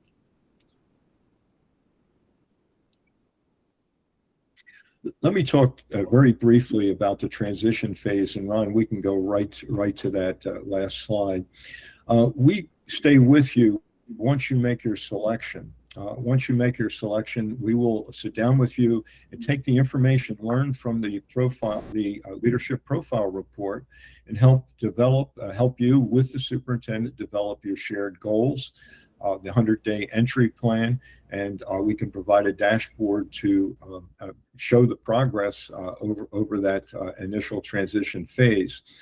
We've added, and in our proposal, it's not on the slide, we've added an academy transition workshop, and it's included in our proposal at no cost. If a person signs up to take that workshop, it's typically $4,500. That is used to help the new superintendent with the 100-day entry plan, with transitioning into your budget and your budget process, which we went over in detail and looking at the challenges with that budget, and especially in terms of local share and I believe some federal dollars that were recently lost in terms of support. But all of that can take place during that transition phase. That's the formal presentation that we have, and we'd be happy to try to respond to any questions or provide any clarification if that would be helpful. Thank you, sir. Mr. John Simmons. What is your total price for everything? What is your total price for everything?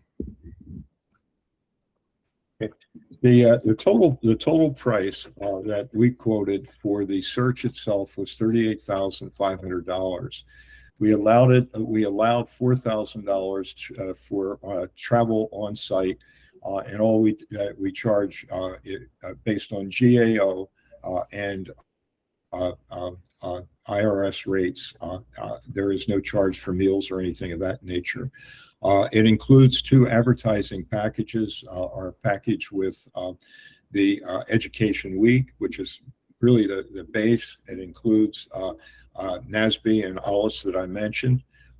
That's $3,650. And it includes that background investigation, the comprehensive one, which is $1,950. That totals $48,100. Gotcha. Thank you, Mr. Adams, Dr. Adams. Next up, we have Dr. Terry Locklear. I have two questions. Number one, talk to me a little bit more about your process, this community engagement piece, when you're conducting individual interviews, focus groups, community forums. Is that something that you would facilitate here locally on the ground? Both on the ground and a hybrid based on what's decided. We provide 24 intake sessions, and that's the base usually, and it's in the proposal that we've included 24 intake sessions. We will interview each of you, and we recommend certainly meeting with your cabinet level administrators, your building level leadership, your teachers, your support, your paras, your parents certainly, We recommend, I know you have 6 high schools, but we recommend meeting with high school students, middle school students, if you would like. And we get the input that way. We also recommend meeting with groups that may not be supportive of the schools, so that you have both the distractors and the supporters that participate in a process that's wide open. But we will meet on site. We will meet virtually as well. I will be very frank with you. There is a higher level of participation in the virtual meetings generally than our face-to-face, but sometimes we'll do both. We'll do a community session on site, or community sessions, town hall meetings, or we'll do a virtual one for those people that couldn't come out and participate face-to-face. Ron, anything you would add to that? Yes, thank you, Bill. I agree 100%. One of the great things about our relationship is Bill actually recruited me to be a superintendent in my first superintendency. And I can tell you that it was very hands-on and very robust. And I learned a lot. Before I even sat in the chair, I was a superintendent for 13 years. And in my last superintendency, one of my most memorable parts of that process was interviewing with high school students. The board selected that to be a part of their customized process, and it was so eye-opening to hear from those students who you're going to serve, who you could possibly serve if you're fortunate enough as the superintendent. So I agree with what Bill shared 100%, that we can customize it to what you want, and our contract covers both in-person as well as virtual. Okay, thank you. Do you have a sense of your retention rate after 5, 10, or 15 years? There's a couple of statistics. It's very hard to keep track, and it's been even harder since COVID and the change that occurred there. But we have an interesting stat. It's dated, but from the year 2000 to the year 2016, we did a ton of searches, and 80% of the superintendents that served during that time that were hired either were still serving in 2016 or retired from the job as part of that process. I can tell you this in terms of average. Our average today is around 5.6, 5.7 years in district. The national average is around 4.6. And if you look at all urbans in America, it's around 2.8. The great city schools, the 75 great city schools, it's about 2.3. So we have in today's environment, which is, and I freely admit, a much different environment than when I served as a superintendent. It's better than what most of our competitors can tell you. Do you also offer a 2-year guarantee? Yes, we do. The only caveat with the 2-year guarantee is that if more than half of you change between the first and second year, the guarantee is off in the second year. Thank you. Any other questions for Dr. Adams and Dr. Taylor? Fellas, I thank you for your time. Great presentation. Thank you so much. Thank you. Have a great evening.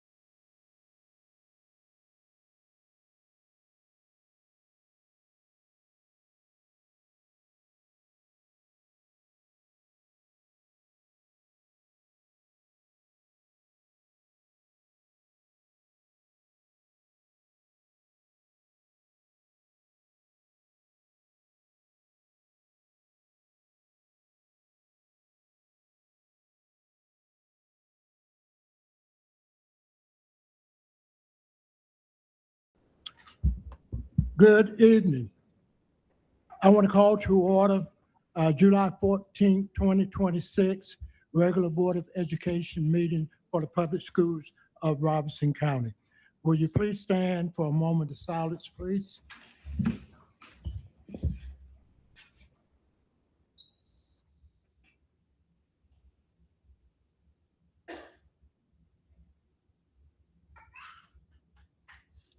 Amen. Will you join me in a pledge of allegiance? I pledge allegiance to the flag of the United States of America and to the republic for which it stands, one nation, under God, indivisible, with liberty and justice for all. Thank you.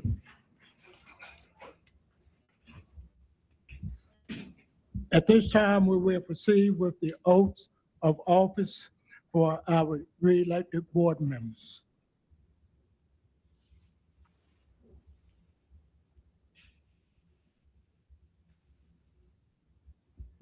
We'll start with Dr. Linda Emanuel, Superior Court Judge James Gregory Bell, District 16B.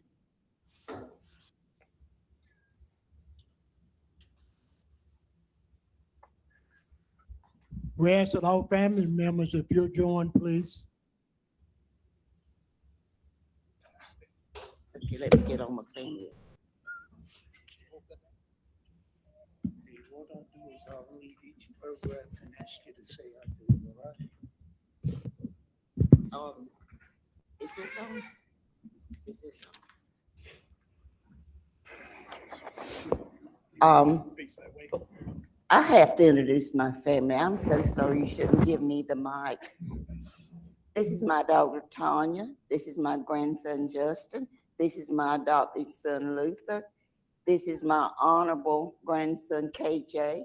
This is my baby Jacob, which is my grandson. This is my sister Lynn, and she's somewhere behind me. This is my famous daughter Anissa, and of course, this is my honorable Judge Bill. Okay, did I miss anyone? Will you give my family a hand, please, for putting up with me? Now, do any of them favor me? Take a good look. All of them. All of them? Okay. Now we'll get down to business. All right. Yeah. Do affirm or swear? It doesn't matter. All right, which way you want us to face? Okay, let's, everybody, let Miss Emmanuel get at the front. Okay. All right, if you'll raise your right hand. I state your name. I, Linda Emanuel, Do solemnly affirm that I will support and maintain the Constitution and laws of the United States and the Constitution and laws of North Carolina, not inconsistent therewith, and that I will faithfully discharge the duties of my office as a member of the Public Schools of Robeson County Board of Education. So help me God. If you agree, say I do. I do. I state your name. Linda Emanuel, Do solemnly affirm that I will support the Constitution of the United States, that I will be faithful and bear true allegiance to the state of North Carolina and to the constitutional powers and authorities which are or may be established for the government thereof, and that I will endeavor to support, maintain, and defend the Constitution of said state, not inconsistent with the Constitution of the United States, to the best of my knowledge and ability. So help me God. If you agree, say I do. I do. I state your name. Linda Emanuel, Do further affirm that I will well and truly execute the duties of office of a member of the Public Schools of Robeson County Board of Education according to the best of my skill and ability, according to law. So help me God. If you agree, say I do. I do. Congratulations. Thank you.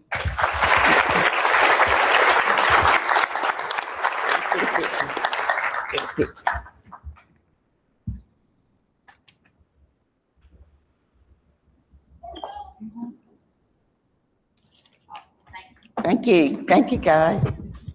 You're welcome. Thank you. Thank you. Dr. Emanuel, again, congratulations. and Thank you. Thank you for your service. Thank you. Next, let me ask. Miss Melissa Davis Ocean Shilcom, District Court Judge Crystal Melvin, representing District 20, and Miss Ocean family, if you would join her, please.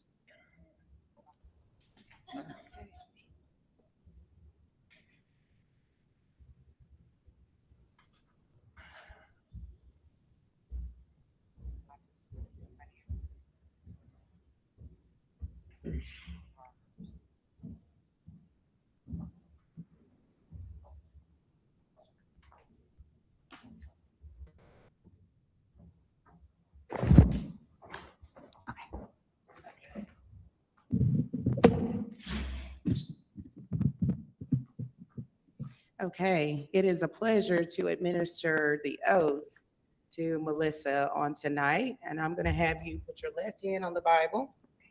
Okay, sit that there. Yes, raise your right hand. Okay. Are you ready? I am. Okay. I, and state your name. Melissa Davis Ocean. All right. Do you solemnly swear that you will support and maintain the Constitution and laws of the United States and the Constitution and laws of North Carolina, not inconsistent therewith, and that you will faithfully discharge the duties of your office as a member of the Public Schools of Robeson County Board of Education, so help you God? I do.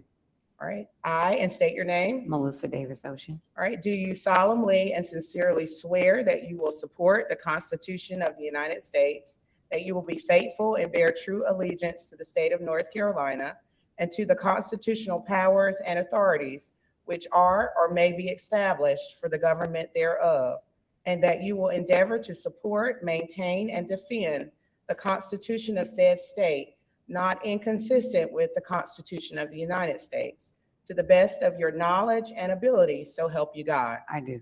All right. If you'll state your name. Melissa Davis Ocean. Do you further swear that you will well and truly execute the duties of the office of a member of the Public Schools of Robeson County Board of Education, according to the best of your skill and ability, according to law, so help you God? I do. All right. So sworn. All right, thank you.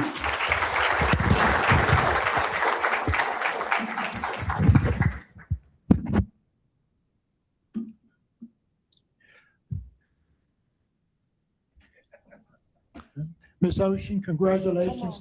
Thank you for your service.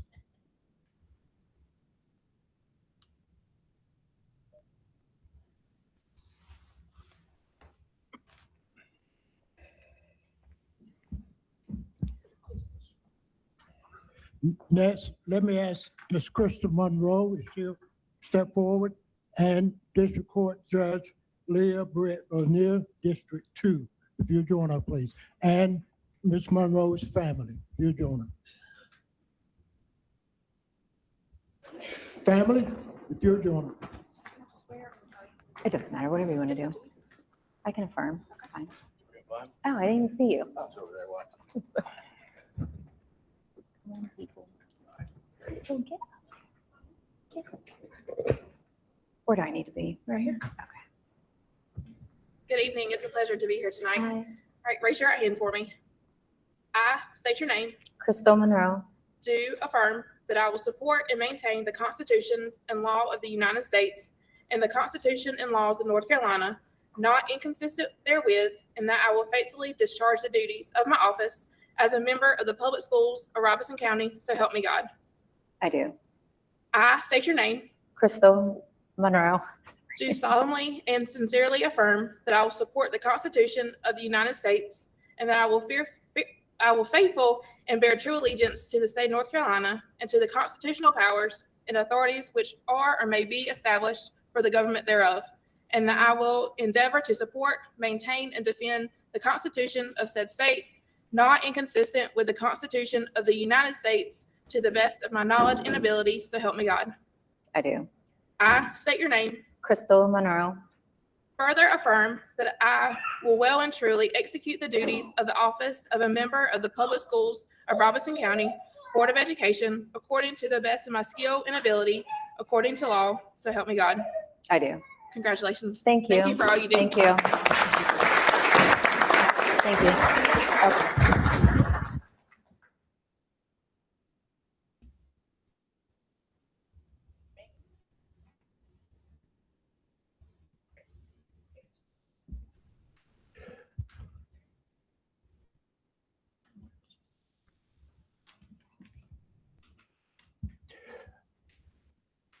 Ms. Monroe, congratulations and thank you for your service. At this time, let me ask Mr. Trey Britt, Hugo, again, Judge Leah Britt, Lanier, and Trey's family. You join me.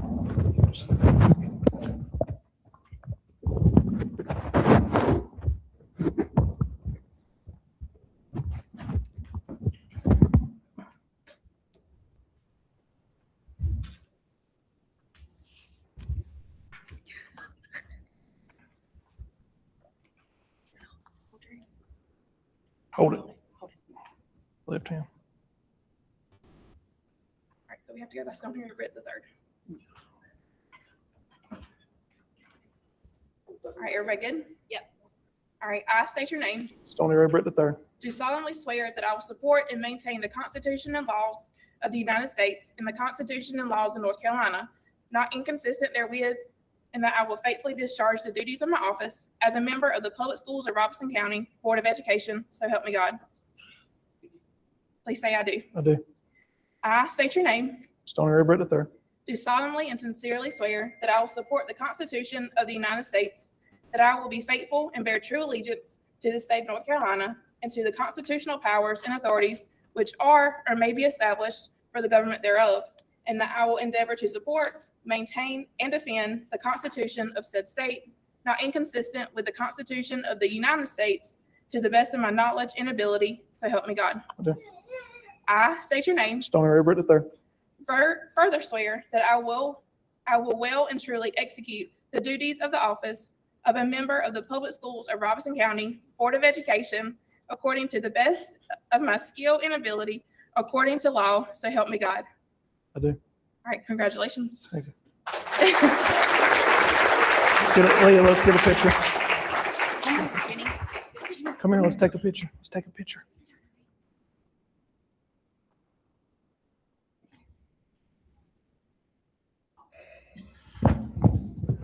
Thank you.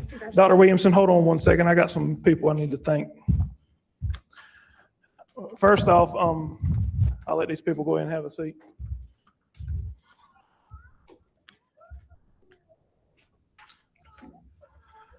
First off, I can say as the Lord's good. Never would I imagine my sister swearing me in, but the Lord's good. My wife, I'm a lot to put up with, but she puts up with me, so I got to thank her. My dad, he's right there with me. He listens to me a lot, especially when the numerous phone calls and everything else. But I'm thankful for a lot of people in this room. I invited you to come. You mean the world to me. I wouldn't be where I am today if it wasn't for these people in this room. I tell Dr. Williamson all the time, and he knows you're only as good as the people you surround yourself with. Dr. Williamson, I surround myself with some good people. Good things happen when you surround yourself with good people. Absolutely. So I thank each and every one of you that I invited. I appreciate you. This isn't my seat. Yeah, I do hold it, but it's y'all's seat. I represent y'all, the people of Robeson County, and we're going to do what's best for the students and staff moving forward. Thank y'all.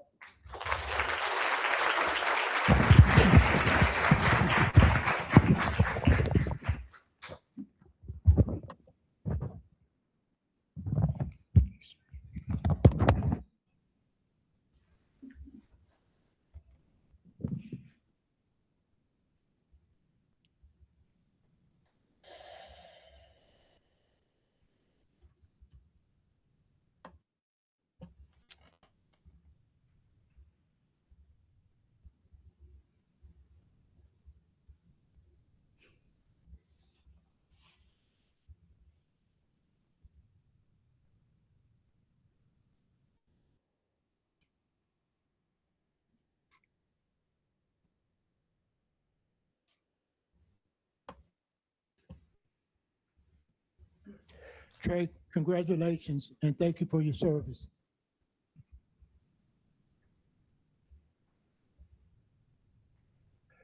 Next item on our agenda, item D, election of the chairman of the Board of Education for the academic school year 26-27. At this time, I will open the floor for nominations to serve as board chair.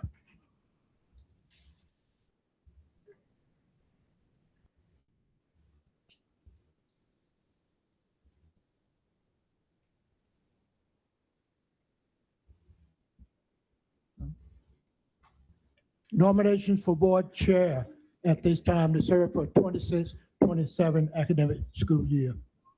I make a nomination that we nominate Terry Locklear for board chair. Is there a second? Does not require a second. Okay. Is there another nomination? I would like to nominate Mr. John Simmons. Mr. John Simmons has been nominated. Is another name? If not, I will entertain a motion to, I'm sorry. Dr. Manuel? Oh. I make a motion that all nominations come to a close. Thank you. Been moved that nominations come to a close. Is there a second? All approved?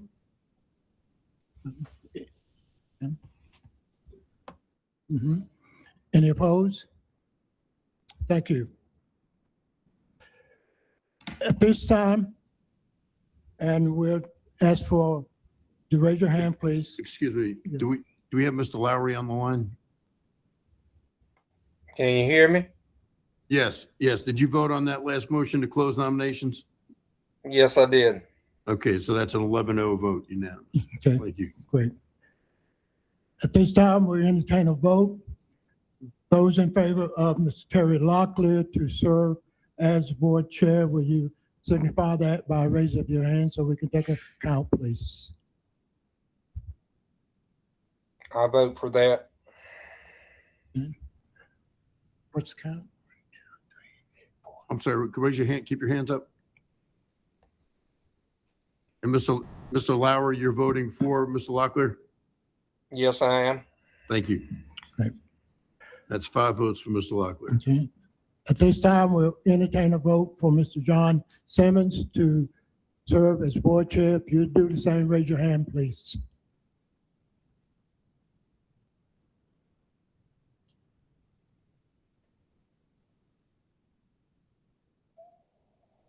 That's 6 votes for Mr. Simmons.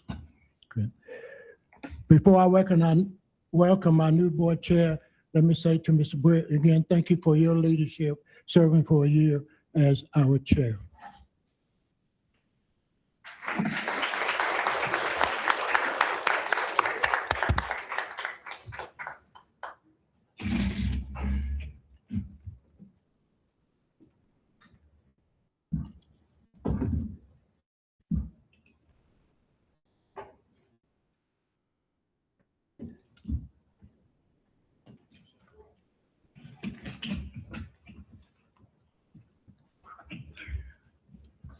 Good evening, everyone. I want to thank those who supported me, and I also want to thank those who didn't support me. Hopefully, before my term over with, those who didn't support me will feel the same as those who did. Next item on the board agenda is going to be elect the vice chair. Any nominations?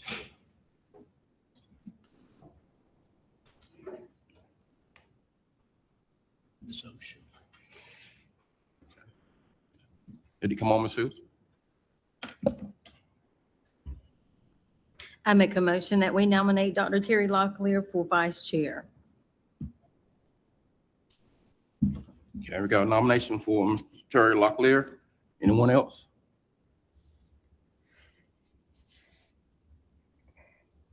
I make a nomination that we vote for Mr. Bradley Phillips.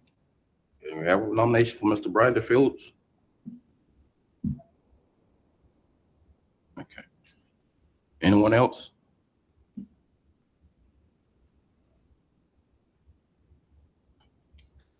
Mr. John Simmons, I make a motion that we close nominations for vice chair. All motions is closed.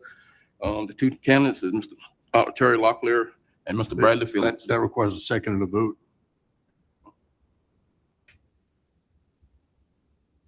Need a vote on closing nominations.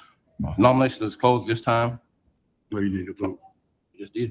We have a They did it. second. All those in favor say aye. Any opposers? Ayes have it. Listen a second.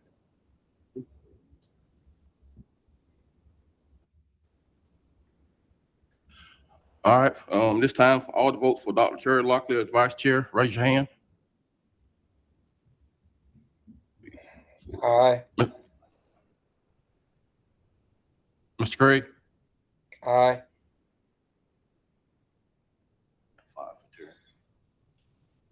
Okay. All for Bradley Phillips as vice chair, raise your hand. 6. Got it.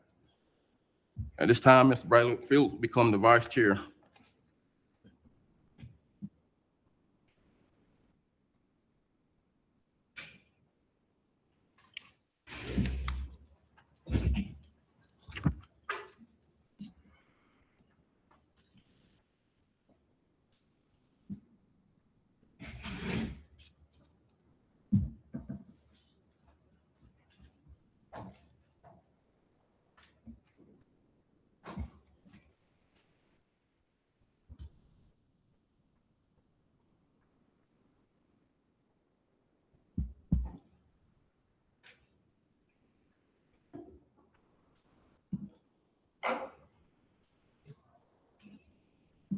Mr. Phillips, congratulations, sir.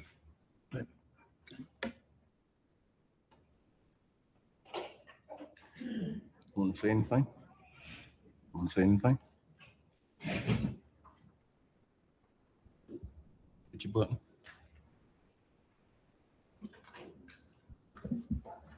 I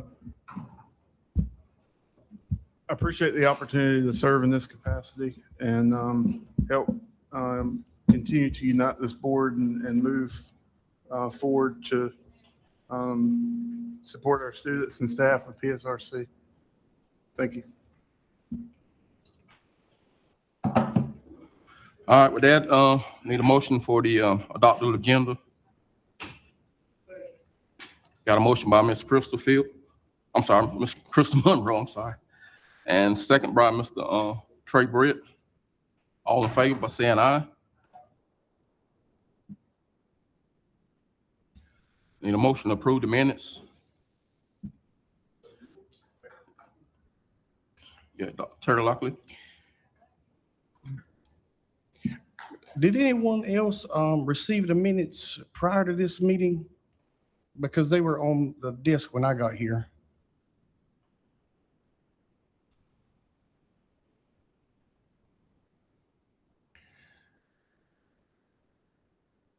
So did anyone else receive them ahead of time? We can defer the minutes until the next board meeting. If you don't mind, thank you. Ms. Fields? I'd like to move to amend the agenda by adding a curriculum update under the information items section, please. I already approved the agenda. I had to do that before the agenda's approved. You sure? Yeah. Okay. All right, information item, testing calendar, Ms. Cindy Lewis.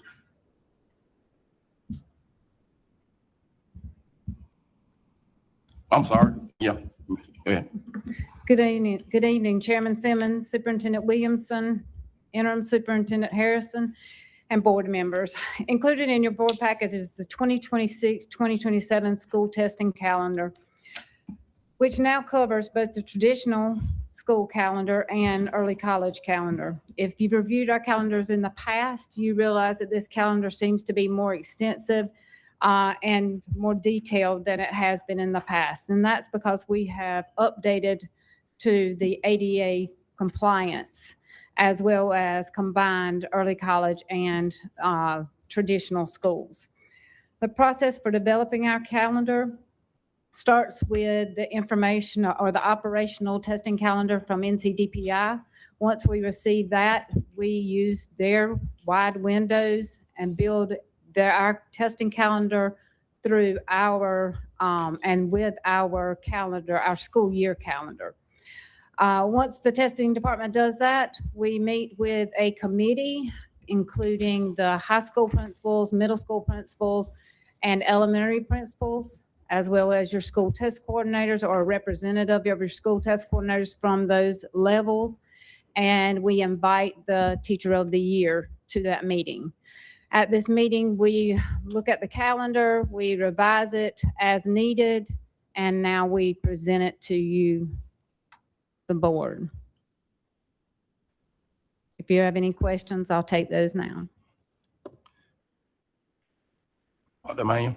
I don't have any questions. I just, Ms. Lewis, do you need this to be moved to approved item, or what No, is it you need us to do? No, ma'am, this is an informational item only. Will it eventually have to be approved by the board? No, ma'am. Okay. So noted. I think it's very comprehensive. Yes, ma'am. Thank you. I don't have any questions. Dr. Locklear? This may not be a question for you, Miss Lewis, but is there a process required by DPI that we do a virtual learning plan during the summer before the school year? A virtual learning plan? If we plan on doing virtual learning for alternate weather? That would be more of curriculum. Does anybody else have any testing questions? Yes, we submitted that to DPI to show that we would use those days if necessary for virtual learning. For inclement weather? Okay. Yes. I just wanted to make sure we had Yes. completed that. Thank you. Any other questions? Thank you, Ms. Lewis, and Dr. Carl. Next is recognize our athletes, sports day, partners, Squante Leach.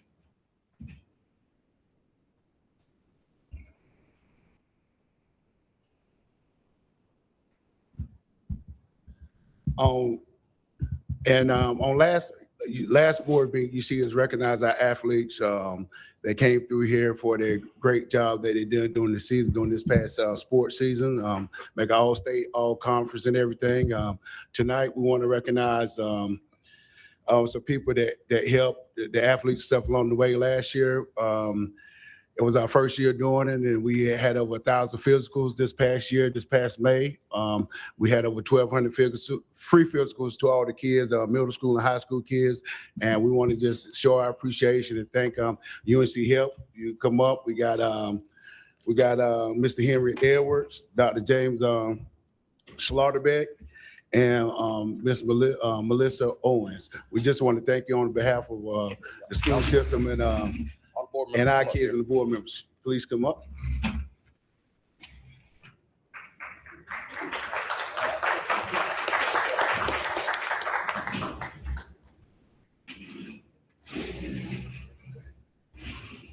Hey, and we look forward to doing it again next year. Come on, get out in front. Oh, yeah, get out in front. There you go. There you go. Get on up there.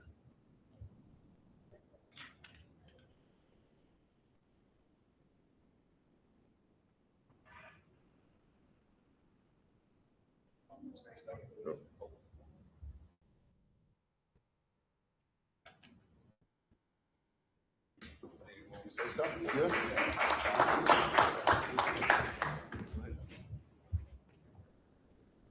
Stay up here. Stay up here. Board members, we got some more. Just wanted to say thank you very much. It's an honor to serve the region, and it's we're standing up here as three. There was over 90 people that were physicians and assistants and physical therapists that helped. Chris Ellington really helped spearhead this for us all, and from all of us, we just thank you. We love keeping and taking good care of the athletes and getting them back to play and Saturday clinics. So thank you so much for giving us this opportunity. Thank you. Next, we have another group that I want to call out is Outback Steakhouse in Lumberton. You heard they said we had over 90 physicians, and they made sure the physicians were fed. And I want to thank Outback in Lumberton, and I have Miss Selena Morales.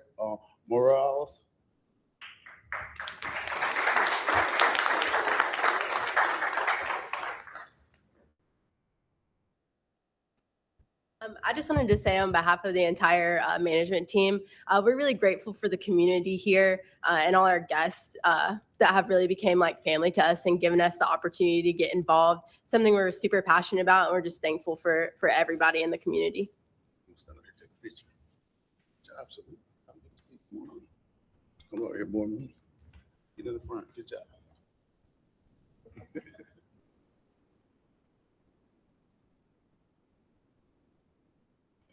All right, stand out here one more, and we'll be done. We got one more. Thank you, sir. And last but not least, we want to thank the brothers of Omega Psi Phi, the new chapter of Omega Psi Phi Fraternity Incorporated. They came out that day. They helped me serve the kids. We fed the kids hot dogs and chips and drink while they missed school and stuff. I want to call up brother. He's also the boss for this local chapter here, Brother Mondrake McLaurin. Appreciate it, brother.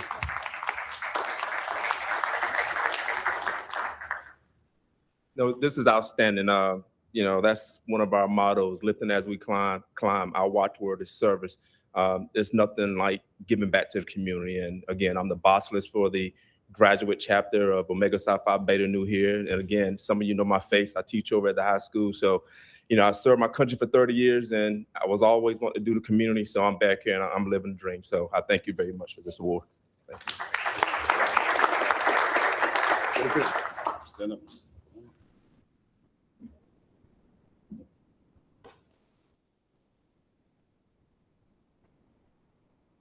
And that's it.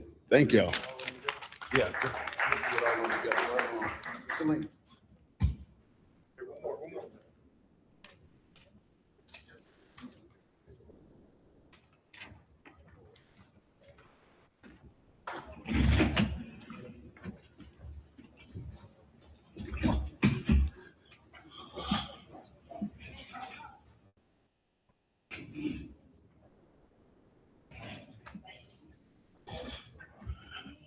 Next up, we have an update on the CTE Planetarium and Science Center, Mr. Bobby Locklear.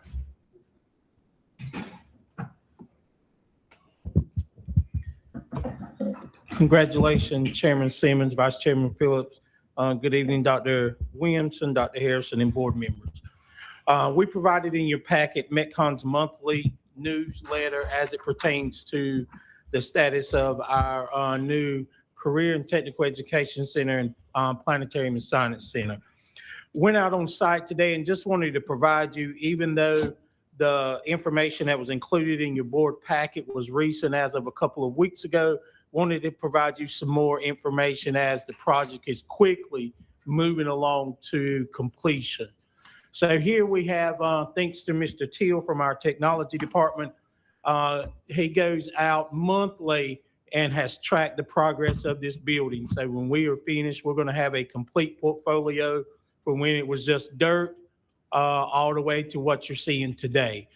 So this video was taken the end of June. So what we see here is our instructional staircase. That was I think a plan of Mr. Herman's. To the left here is the ellipse and there are office spaces in this. To the right are our computer engineering and network engineering classrooms. This is the second level. I think we're going to spin and you're going to see the back end of the drafting classroom there outlined in the blue. The other labs are located on the right-hand side of this particular video. As I've stated, the crews are moving right along. They've taken up all the paper off the floor. So what you see in here is the actual floor in the facility now. The planetarium is to the left of this particular video. And these color schemes that you see along the walls are going to be throughout the entire building, even into the Science Center.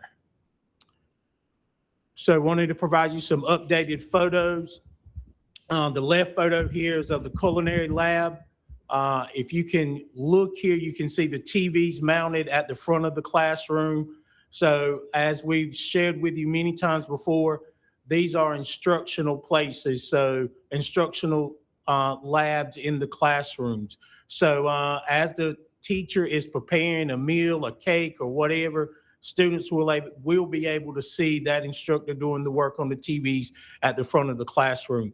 We're in conversation. We've already met with the health department to ensure that all of our health inspections go through here so that when we open the doors, we'll be ready to go. To the right-hand side of this particular photo is the ambulance simulator. Although it is white, the gentleman on site today told me that it will be wrapped as a regular ambulance with our logo on the side of it, functional lights, functional medical equipment inside the ambulance. He demonstrated for me. He was very happy to turn the lights on and the sirens and all of that in the classroom today. Next, you see state of the art to the left is our automotive room. During the process, the old auto lift that had been spec'd for this particular space was no longer available. So the company gave us the most up-to-date alignment machine. So we had to do some reconfiguration in this space, but everything you see in the automotive space is going to be probably better than what most modern garages in the county have right now. To the right-hand side is we decided to do 2 mechatronics labs. So what you see on the right-hand side are the equipment, or is the equipment that's going into the mechatronics lab. Tried to get a good picture of the planetarium. And of course, if you've ever been to a planetarium, the secret is that it stays dark all the time. So, but I got as much light as I possibly could in here. You can see we already have the seating here. Not sure that you can see. I think that may be the star ball in the middle to the right in the planetarium. We have one more piece of equipment that should arrive here at the office in the coming days to complete installation in the planetarium. Ken, along with a couple of other staff members, Mr. Cole, has been part of training at the planetarium. I think they've done at least a 4-day training with a possible couple of other days coming up as well. The photo to the right was taken at the end of the Science Center. So again, this place, this particular area, I believe is at almost 100% complete and could occupy individuals immediately. One of the highlights, and I'm not sure if you had the opportunity to drive by this site prior to the asphalt going down. The gentleman told me, he said, when we get asphalt on this place, it's going to look night and day. And I didn't believe it until the day I drove by and they'd started paving the parking lot. And it began to look like a school or look like a building.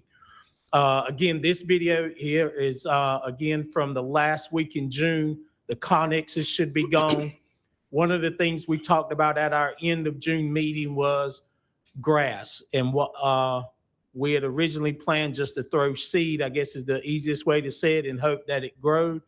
But in our conversation, we got a price to do a irrigation system here and to sod this facility. So when we open in the coming weeks, we will have green grass at this particular facility. We're not going to wait on the grass to grow. So again, just looking at this facility from the air, from the ground on the outside, it is absolutely amazing to me. It is, if not one of the finest buildings in Robeson County, it's up there in the top 3. I'm not sure that there's anything else in Robeson County that's going to come close to what we've been able to accomplish at this site. This is a key piece that I believe leading into the main entrance of the facility is our inlay. Everyday students, visitors, whoever visits this building, they're going to walk across our seal into that facility. So again, I believe this is everything that's in this building has thought and purpose behind it.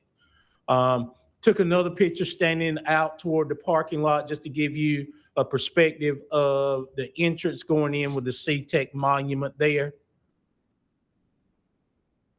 Also wanted to share with you, and for some reason it did not show, but share with you the exterior photos here. Again, I wanted to highlight that there are currently planting trees along the facility, along with some shrubbery and other things. One of the photos, for whatever reason, did not show up is the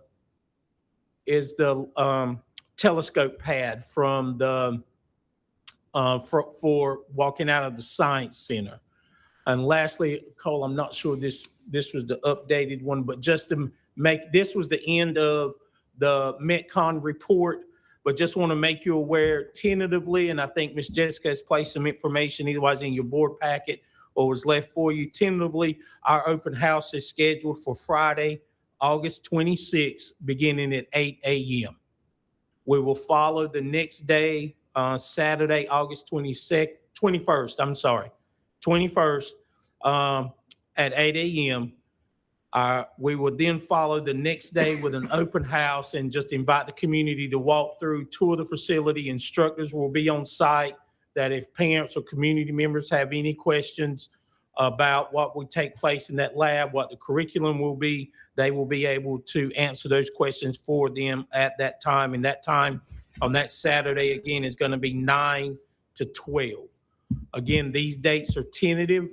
We'll work, Metcon and SFLNA are working diligently to meet this deadline so we can show this showpiece to the community and everyone that helped make this a reality. Dr. Mann. Bobby, I have two questions. I know there's such a thing as a punch list. Now, are they at the point where they're done the list now and they're working on that? And by us moving in so quickly, is that going to hinder a lot of that, those things they're having to do? So good question. So Metcon has begun some of their initial punch list. So they will, from my understanding, the conversation between Metcon and SFLNA is they will begin to roll those punch lists together. So Metcon will get at least 2 to 3 weeks, if not a month, in front of SFLNA. Then SFLNA will follow them. That's why we have said this is a tentative date for us to do our ribbon cutting. Now, I haven't heard this, and I would assume, what kind of warranties?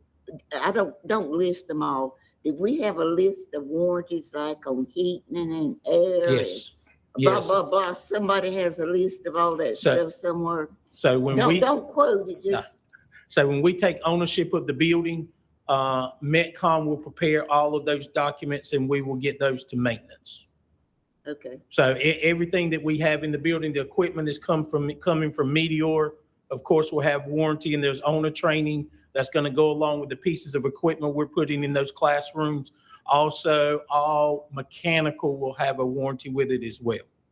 But all of those documents will be submitted back to us when we take ownership of the building. Thank you. But both companies are working diligently. We have been in communication with both Metcon and SFLNA about this timeline, and they feel confident that they can meet it.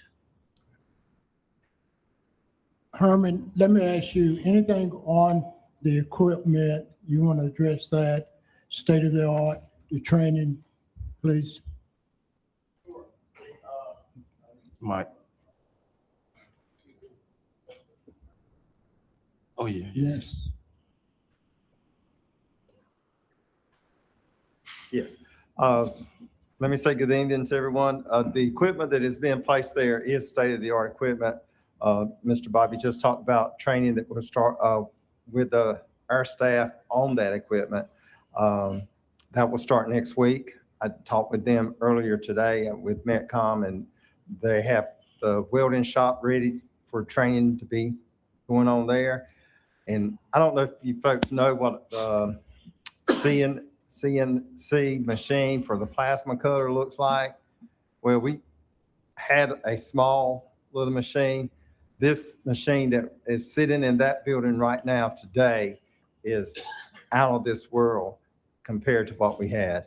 It's going to be, of course, computer operated and all that good stuff. And it's really, really nice. Not to even talk about the 20 welding booths that have their own air purification systems built into each booth.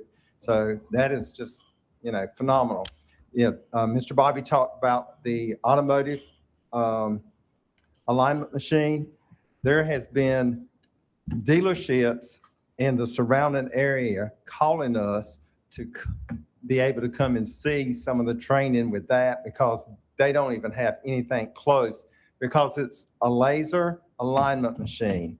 That's why we had to make some adjustments in that automotive shop in order to get that in there. And you know, the typical alignment is done mechanically, turning the wheels and all this. This is done by laser alignment. So just imagine that. And I couldn't stand here without even saying something about the state-of-the-art culinary. You saw a picture. The picture didn't do justice, Bobby. You didn't do a good job on that one. But that is a wonderful lab. If you want to see a state-of-the-art culinary, that I would put up against Johnson & Wales, if you're familiar with them. And it is awesome. And like you said, there those monitors in there that will be controlled by the instructor with an iPad. So wherever the instructor's at, those cameras will follow. There's 5 cameras in the ceiling that will feed to the monitors, and students won't have to gather around a table to see what's being done as the instructor is instructing. So it's state of the art all the way. Mechatronics is going to be awesome. When we look at the hydraulic systems, pneumatic systems, the robotic systems, and all of those different parts, that those students will be getting certifications. I have to mention that. Those students will be getting certifications on all of those different systems. It's going to be amazing, amazing. And of course, you saw the ambulance simulator. I saw that about a week ago, and you know, it looks really good just without any color to it. And all the equipment that is going to be in there, anything that's on a truck that they refer to, that you see at Lumberton Rescue or Pembroke Rescue or wherever, anything that's on that truck, that is going to be in that ambulance simulator. The thing about it is going to be the greatest, the newest, and everything else with that. And training will start next week with some of those departments in those shop areas. While you're up there, Mr. Herman, we also want to congratulate on for being the Sand Hill Regional Career Technical Administrator of the Year. Thank you. Thank you. Thank you. Dr. Carr, if you were steps, and we've been meeting all year in terms of academics, in terms of scheduling, transportation, where are we with that? So as far as schedules, all schedules should be, have gone home with our kids for the high schools. We are reviewing schedules for our K-8 schools to make sure they are aligned with the number of minutes that are required as we speak. They submitted those about 2 weeks ago.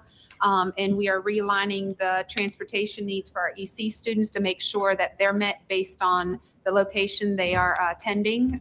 And so we have everything currently up to date, ready to go. Great. So Herman, our intent is to serve 250 plus students next semester and then max out in the spring, correct? Okay. Mr. Traber. 5. Mr. Bobby, I got a question. I know us board members are going to get hit with it here as soon as these doors open in this building. Dr. Williamson, you can chime in if you want to. What is the plan for the old Hilly branch now? And what is there? Inform us, that way we can inform our constituents when they ask us, because I know that question is coming. So what we've asked Mr. Herman to do in the meantime is inventory equipment and everything that's currently in the building. Once that is complete and we know 100% sure of our move-in date, Dr. Williamson and I, along with the board, will make a decision on our next steps. At this point in time, no final decision has been made for Hilly Branch. Thank you, sir. Terry? I want to congratulate everyone on this this facility. I mean, I went in there a few months ago with the rest of the board, and I could tell it was going to be extraordinary. But with the pictures you've shown and the technology you've described, it really looks state of the art. And I'm certain there's going to be other districts coming here and looking at what we have and hoping to replicate it in their areas. So I was going to ask about the enrollment. So we're at 250 now. And what is the total capacity of the facility? So Herman, some of the lab areas can hold 24 students. They were designed for 24, like welding, for instance, would do 24. Some of the classrooms network engineering, computer engineering. We hit the upstairs classrooms, we targeted 30. So it is our intent to hopefully get to around 500 students at full capacity in the morning and an additional 500 in the afternoon. I'm particularly excited about the planetarium. I cannot wait. Thank you. One thing I will say with the equipment that we have coming in the building, understand that that's all brand new. And we have looked at taking some of the equipment that's fairly new, the Career Center, and relocating it to some of our schools that need other equipment. Some of the computers that will go to some of our CTE programs somewhere else. And of course, we have one ag mechanics program at Purnell Sweat, and they are, really need some stuff that we have that's not really hurt, and we can transfer that over. And we're in the process of looking at that list and making a transfer request for that equipment. Mr. Craig? Thank you, Chairman. Mr. Bobby or Mr. Herman, the labs that were created for companies to come in, are we still looking at second semester or later of bringing in companies that would do instruction? Yeah, so in our conversation, it is our plan to, what I'm going to say, get the building up off the ground, get at least 6 months underneath our feet before we open those spaces up and begin to invite industries into those 4 business labs. Okay, thank you. Herman, let me ask you, how many letters of interest do we have at this point from business and industry that want to be a part of that? Yes, I get folks emailing me all the time about that. Scotland Memorial Hospital, they're dying to have a meeting, and I'm saying we're not ready for to invite you into the building at this time. But anyway, I know 5 concrete companies, I'll say, that are ready to come. That they're just biting at the bits. They can't wait. They want to see how this is going to operate. And I've been meeting with these companies and trying to explain to them the process and how it's going to be operational and how they can be a part of that. And a lot of them are just wanting to know, how is this reverse internship going to be different from internships on site? And first of all, they don't have to worry about their insurance policies on site because they're going to be coming to our site doing the reverse internship. And then students won't have to worry about transportation getting to their sites because we have transportation to get them to our site. So it's just a win-win situation. And I'm really excited about that. And like Bobby said, we need some time to get the school operating before we start bringing them on board. Anyone else? Thank you, Mr. Bobby. All right, thank you. Next, we have financial monitoring review by Ms. Erica Sesser. Good evening, Chairman Simmons, Superintendent Dr. Williamson, Dr. Harrison, and board members. You should have had in your packet a letter from the North Carolina Department of Public Instruction. Amanda Fratrick, I hope I said her name correctly. She's our new Senior Director over Office of School Business Services, and Mr. Erwin Benjamin.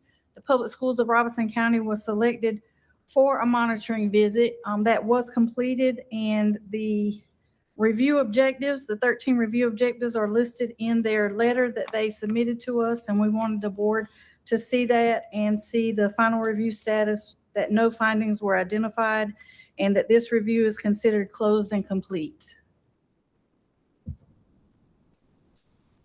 And we didn't receive this notification until Friday, but it should have been included with your packet. I can answer any questions. Erica, just thank you and your team for the work that you do. And you always come in with clean audits, and we appreciate that. Thank you. Ms. Ocean. Ms. Ocean. I got you, Dr. I don't have a question, Ms. Erica, but I do want to thank you for always having great audits and clear, setting clear expectations and explanations for us. We appreciate it. Thank you. Dr. Manuel. I'm curious, Miss Erica, what is a suspense account? So a suspense account is like when we pay our Orbit account, for example. The Orbit goes into our bank account, and the suspense account records that in our bank account, and then Orbit, which is the online retirement, takes that from our bank account. So that transaction would be considered what is a suspense account. Are they able to see any shortfalls in our monies? In other words, are they able to see that we're going to have a shortfall? Are they able to detect that? I'm sure they will once our audit is in place. Yes. Okay. Yes, ma'am. All right. Thank you and congratulations. Yes, ma'am. Thank you. Any other questions? Thank you, Ms. Erica. Thank you. Public comments, we have one. Mr. Charles Graham. Mr. Charles Graham. Okay, he's not here. Action items, PSR Beginning Teacher Support Program, Mr. Jamal Campbell.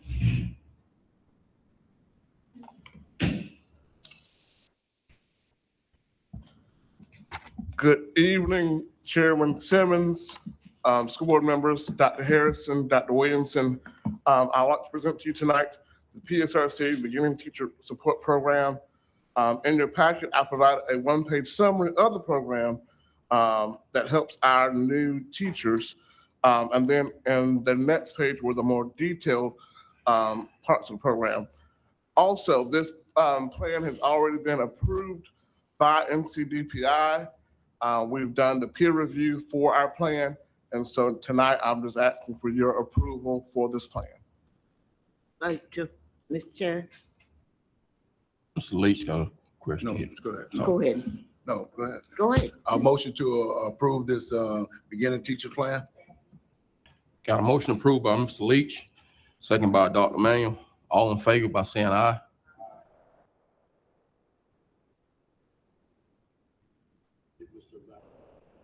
Mr. Craig.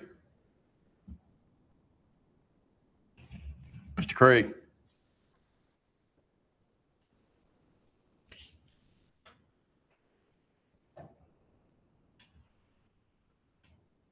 Tommy's muted. Tommy's muted. Ms. Craig, unmute your phone there.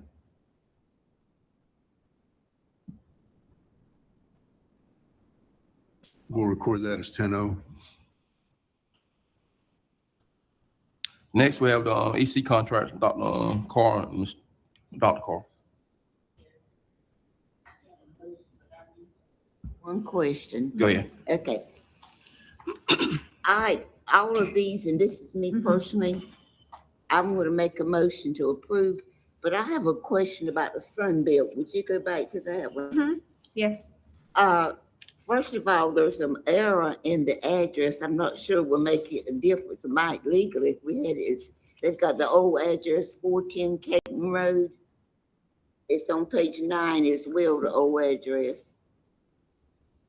So these are still pending legal review, but because they put their address in there, so I have to check with them because I don't have their address. So No, this that's is, our address. They're referring to oh, us. I'm sorry. Yes, we can fix that. Yeah, Yes, I'm sorry. Yes, we can fix that. Also with Sunbelt, because it's very vague, it talks about it has $350,000. But give me an example of independent contractor that would be paid out of this. Give me an example. So for Sunbelt, it is for deaf or hard of hearing. That's most of the services that we get through Sunbelt. So it's somebody that's going in and helping interpret it for our students. So there are our deaf and hard of hearing services, and they also provide occupational therapy services. So it could be just independent people, not just one company. No, Sunbelt hires them independent That's what I mean, contractors. independent Yes. people. Yes. Okay. With that in mind, unless someone has an objection, I make a motion that we approve these contracts as presented.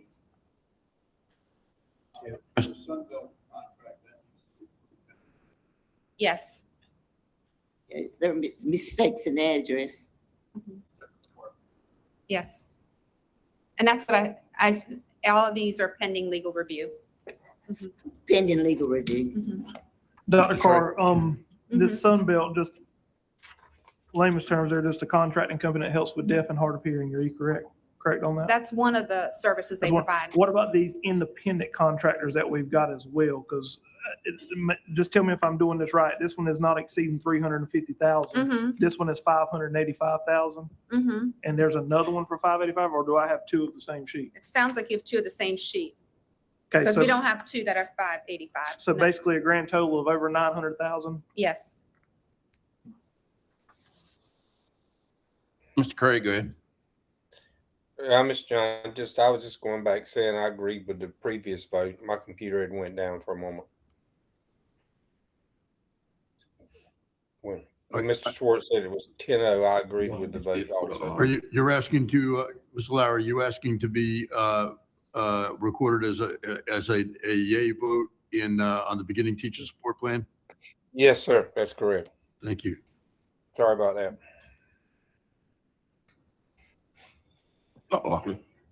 So I just want the administration to confirm that the board is approving 3 different EC contracts with combined maximum obligation of about 1.28 million, because there were some duplicate copies within our packet. So one of them should not be 585, one's 350. The other one should only be 350. So I didn't realize there were two of the same. That sounds like there's two of the same ones in the packet. There's two 350, Sunbelt is 350, speech, I'm trying to think. Speech therapy, language services. Yes, speech language services is, Cole pediatric is 350, and then the other deaf of hard of hearing is 585. Do we have documentation on how this bidding process was competitive? So these are the same, so these providers are, so we seek providers every year, but we try to stick with the same ones. So right now, these are our same providers from last year. We have not changed any providers based on the services that they are providing. We don't usually seek new providers unless there's an issue with the providers that we have provided. Deaf of hard of hearing, there's only 2 or 3 in the entire state to help provide the support. And so part of it is we're almost using every company in the area just to try to help provide the services. So we are constantly seeking providers and looking for, competitive opportunities with the universities to see if we can find some people that we can hire independently in our district. But we review the contracts every year based on the services they provided the previous year to see if they meet the needs of the district. So did we put it out for bid? No, these do not get put out for bid.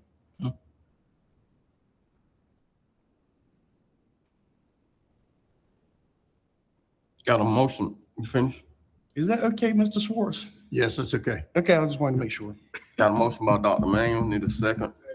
Second by Mr. Leach. All in favor? The motion is to approve all 3 contracts pending legal review. That's what you said. Mhm. I got this, man. Got a motion by Dr. Manuel, second by Mr. Leach. All in favor, saying aye. Mr. Craig? Aye. 11-0. Announce it. Go ahead. Got 11-0 vote on that. Next is the AC contract, Dr. Williamson. Great. Thank you, Mr. Chair and board members. I'm asking that we extend our current EC transportation contract for 1 month. And then for our board meeting in August, we'll bring to you the new contracts. Anyone question? Trey Britt? Dr. Williamson, you saying bring us the new contract? Is this the one that we talked about last year is what you're going to bring next month? That's correct. If you remember, we have a 1-pager and a 9-pager. And last year we used the 1-pager. So we bring those 2 back for you to determine what you want to use. So we're going to have the option is what you're saying? Yes. Thank you, sir. Ms. Ocean? Make a motion to approve. Mr. Craig? Mr. Chairman, Dr. Williamson, with those new contracts, and I remember discussing last year, is this increasing the cost of our carriers? No. No. Okay. Okay, thank you. Got a motion by Ms. Ocean, second by Mr. Brewer. All in favor by saying aye. Aye. Votes 11-0. Great, thank you. Next is the naming of the CT plan term. Been tabled from February the 10th, 2026. Dr. Williams. Great. Mr. Chair, members, I want to start this conversation by asking our school board attorney if there've been a lot of motions and substitute motion. Can you clarify for us where we are in terms of what we may vote on tonight? I can try. You had two different meetings in January and February when you tabled action on the naming of the facility. In the January meeting, Ms. Fields made in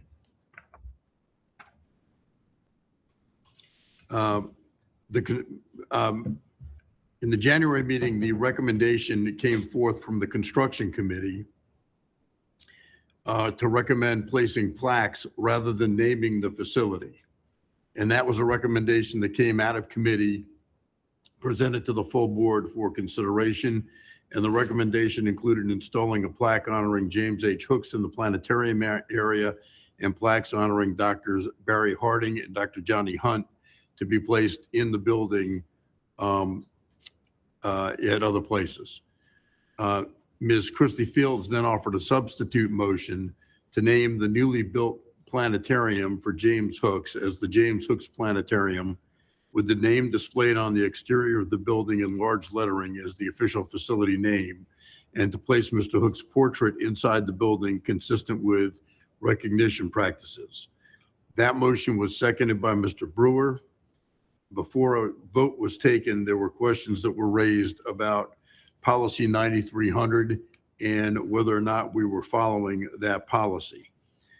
Mr. Lowry then ultimately, after a considerable discussion, Mr. Lowry made a motion to table the item, which was seconded by Mr. Brewer and passed by the board. So that whole item was tabled. At the February board meeting,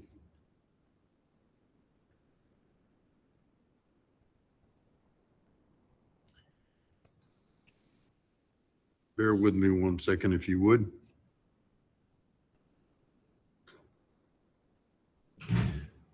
There were questions raised about where things stood, and I advised that the matter had been tabled.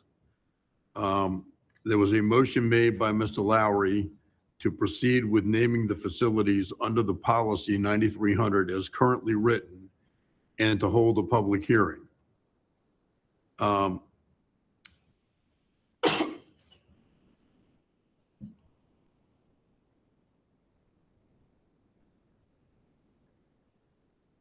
That passed.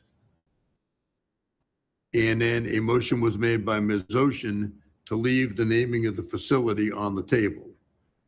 That was seconded by Ms. Monroe. There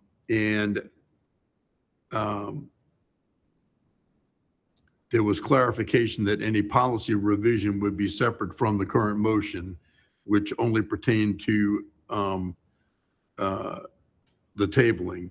That motion carried 11-0. So currently, where this sits is it's on the table. And in order for it to be removed from the table, taken from the table, it would require a motion to remove from the table. If it's removed from the table, then the pending motion that would be on the floor would be Ms. Fields' motion regarding the naming of the planetarium. And that would be up for debate, discussion, and a vote. So the first thing you would need to do, if there's going to be any consideration from this, is to remove this from the table so that it can be further considered. Get my list.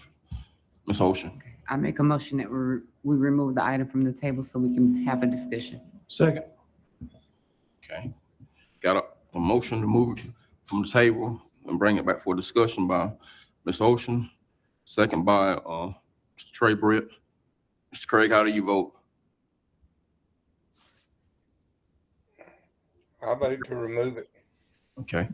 Everyone else, by raising your hand.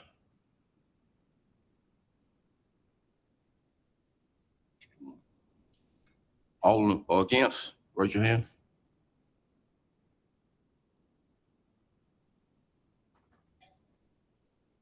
Major Mike.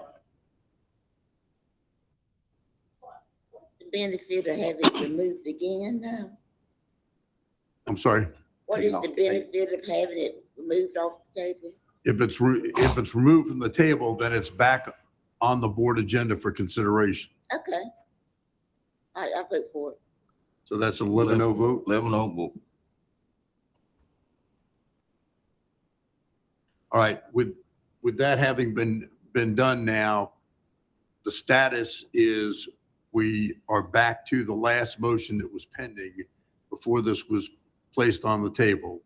And that motion was Ms. Fields' motion to name the planetarium for Mr. Hooks.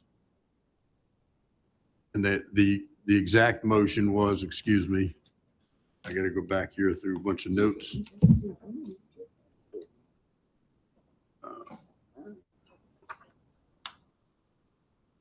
Ms. Fields' substitute motion was to name the newly built planetarium the James Hook Planetarium, with the name displayed on the exterior of the building in large lettering as the official facility name, and to place Mr. Hook's portrait inside the building consistent with recognition practices. That's the motion that's now pending.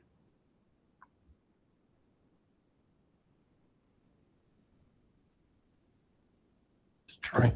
Mr. Schwartz, can I make a substitute motion now that it's on the floor? Can I make another motion since it's Yes, on you the floor? can. I would like to make a motion that we keep the name Public Schools of Robeson County Career and Technical Education Center as the new name, and we place plaques on the inside as it was recommended from the construction committee, and that this name would be there forever. Plaques honoring The Dr. Harding. Dr. Harden, Dr. Hunt, and Mr. Hooks, the planetarium. I make that motion.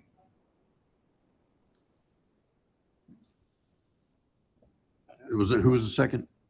Mr. Chris. Okay, thank you.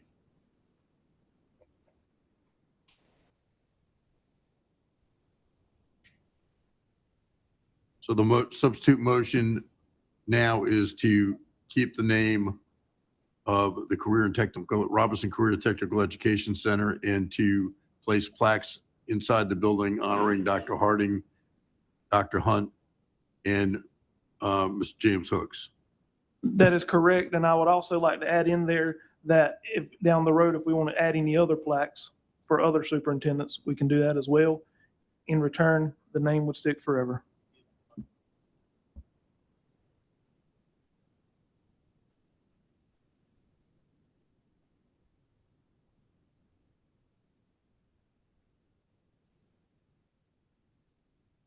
Lockley. I already got one substitute motion. Can, Okay, I'm sorry, what?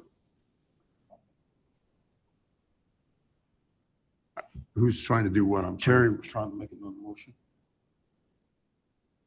Do you have debate on this motion?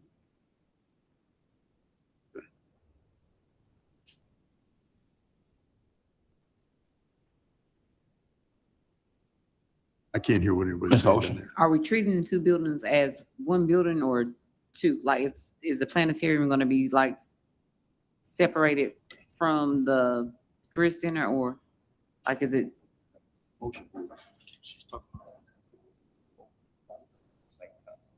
Yeah, not the plans. Vote Like, on the substitute motion. Is The one pending like substitute can be motion the first. Career Center, the other No, one no. like This portion, Planetarium and Science Center, like? This is one of my substitute motion of both buildings. That's what Trey said. You got one building. One building. So you're And doing it one at a time. right, that's Okay. why our conversations have been career and technical education and, so one building. So it's one building then, okay.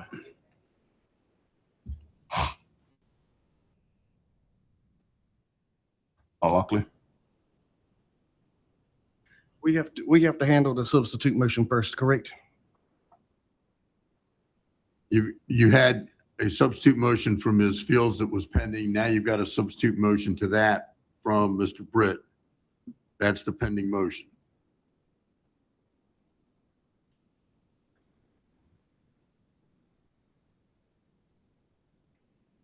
So we'll call a question, vote on it. Mr. Craig? Mr. Craig, I'm here. I'm waiting. did you hear everything that was said? I heard everything that was said. Okay. I have a question for Mr. Trey. Mr. Trey? Or just a question in general, when you said it could be other people listed, other superintendents could be, plaques be put in there. It might not necessarily be superintendents, just other people. That's just a comment.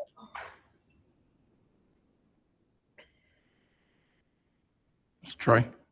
That's fine. I would like to just keep it the original that we had with Dr. Barry Harden, Dr. Johnny Hunt, and Mr. Hooks in the planetarium and leave it at that.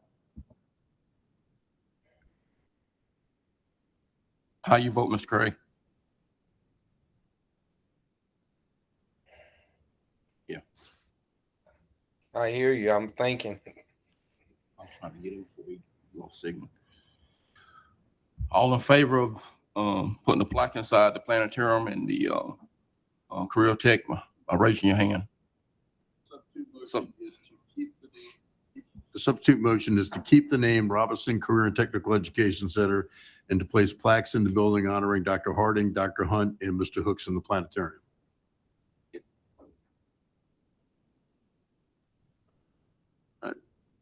You can't do that. Sorry. This name would stay forever. You can't do that. Six. That's six.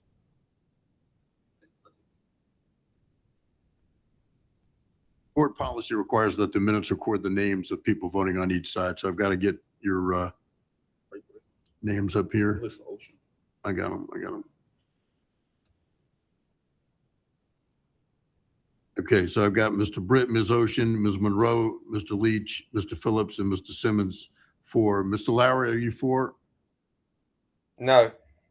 Okay. All against, raise your hand.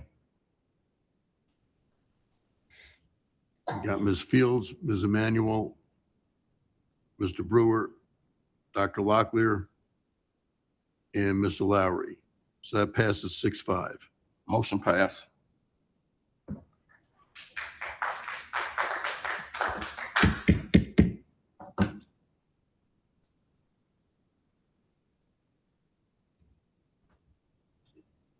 That's it. Thank you, Dr. Wilson. Thank you.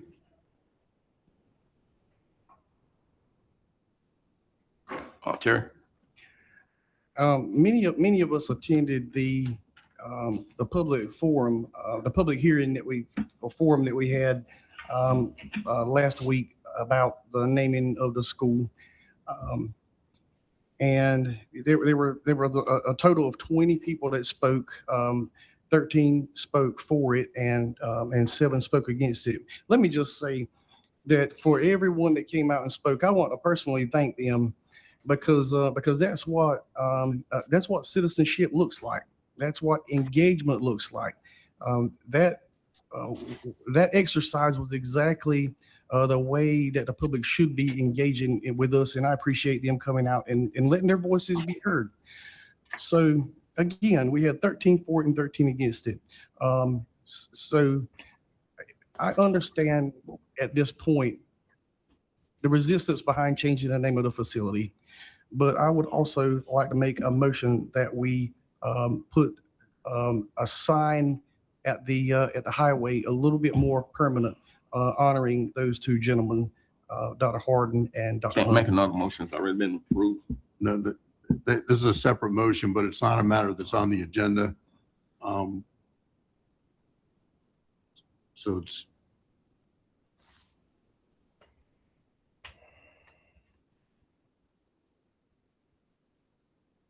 You should, if they, the, Mr. Dr. Locklear, is your suggestion, what was your suggestion? I'm sorry.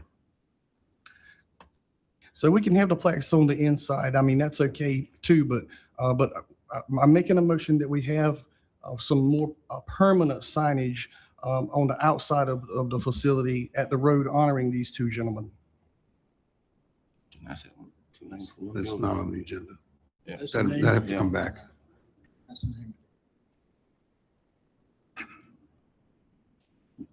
You want to be able to do that. It's already been named.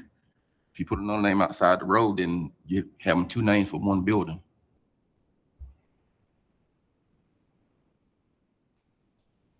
Next on the agenda. Budget amendment 25-26, Mr. Urban Sesser.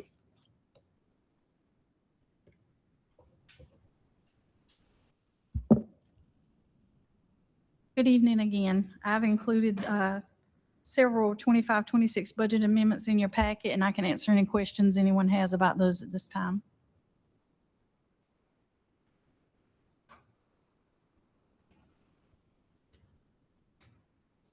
Ms. Ocean.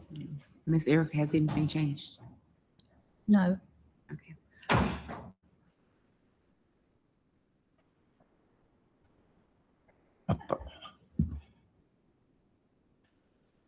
I didn't hear you. Go ahead. Ms. Monroe has a question. Yeah, she has a question. I'm sorry. I hit the wrong one. I'm sorry. Go ahead.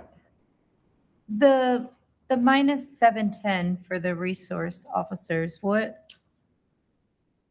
You can just tell me if that's in the good on the bad, taken away. So the minus 710 for the resource officers, I had to get really creative at the end of the year to make sure we utilize all of our state funds first and other funding before hitting local. So we use the 069 funds to cover other areas outside of the resource officers. So that was a budget change from what we originally thought we would use in-state funds. Okay. The 710 was used in 069, just not for resource officers. Okay. It was actually used in DSSF. Okay. Thank you. I make a motion to approve. Got a motion to approve by Ms. Ocean. Second by who was it? Oh, Trey, I'm sorry, Trey Britt. And then Mr. Terry. Hit your button. Go ahead. So Mr. Schwartz, I got a quick question. Is it legally and procedurally appropriate for the board to approve the agenda from 25 to 26 because the fiscal year end closed? We're approving amendments. Yes. Okay, I just wanted to make sure. No problem. Okay. So, and it looks like that there was, did we send some money back to the, did we spend all of our state allocation? We spent all the state allocations with the exception of the TA to teachers because the staff that we selected did not meet the criteria of being at an in-state school. We talked about that in a previous meeting where that procedure changed in the middle of a year, and we had employees that were already selected for that program, and they changed it to being in-state.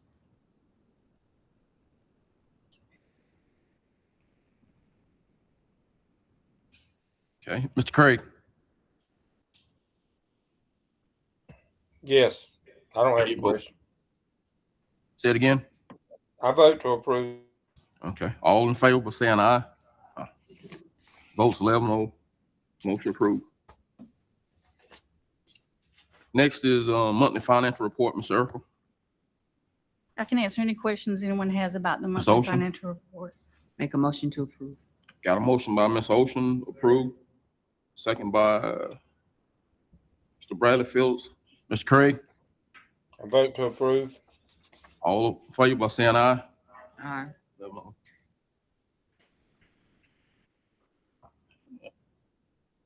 Ms. Fields? Miss Erica, I am Yes, ma'am. looking at our state funds and the final total is showing 3.5 million deficit. Is that correct? No, ma'am, it's actually showing 3.5 positive. So we have some funds that carry over, and then some of our allotments are position allotments. So we may be showing dollars there, but we spend all the positions or their days now, months of employment. So we have completely zeroed out on our budget and we're not carrying over any deficit for the next school year? We're not carrying a deficit, no, ma'am, but we spent just about all the local money we have to make sure we didn't do that. And then what kind of shape will we be in next year at this same time? What are we looking, what do we need to prepare for as a board? We've already had that conversation. We've got to have an increase in local appropriations or we're not gonna have any funds at this point next year to close out the school year. So That's as soon as possible, we need to have another finance committee meeting? Yes, ma'am. Okay, thank you.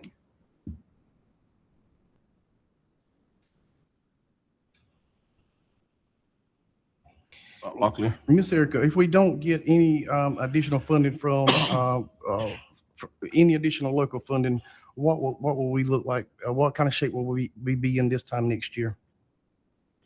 We're having all of the conversations because we're processing the budget right now. As we talked about, we're going to have an impact to all of our local funds with the budget changes because the state does not fund for local child nutrition, federal programs. None of those allotments will change based on this.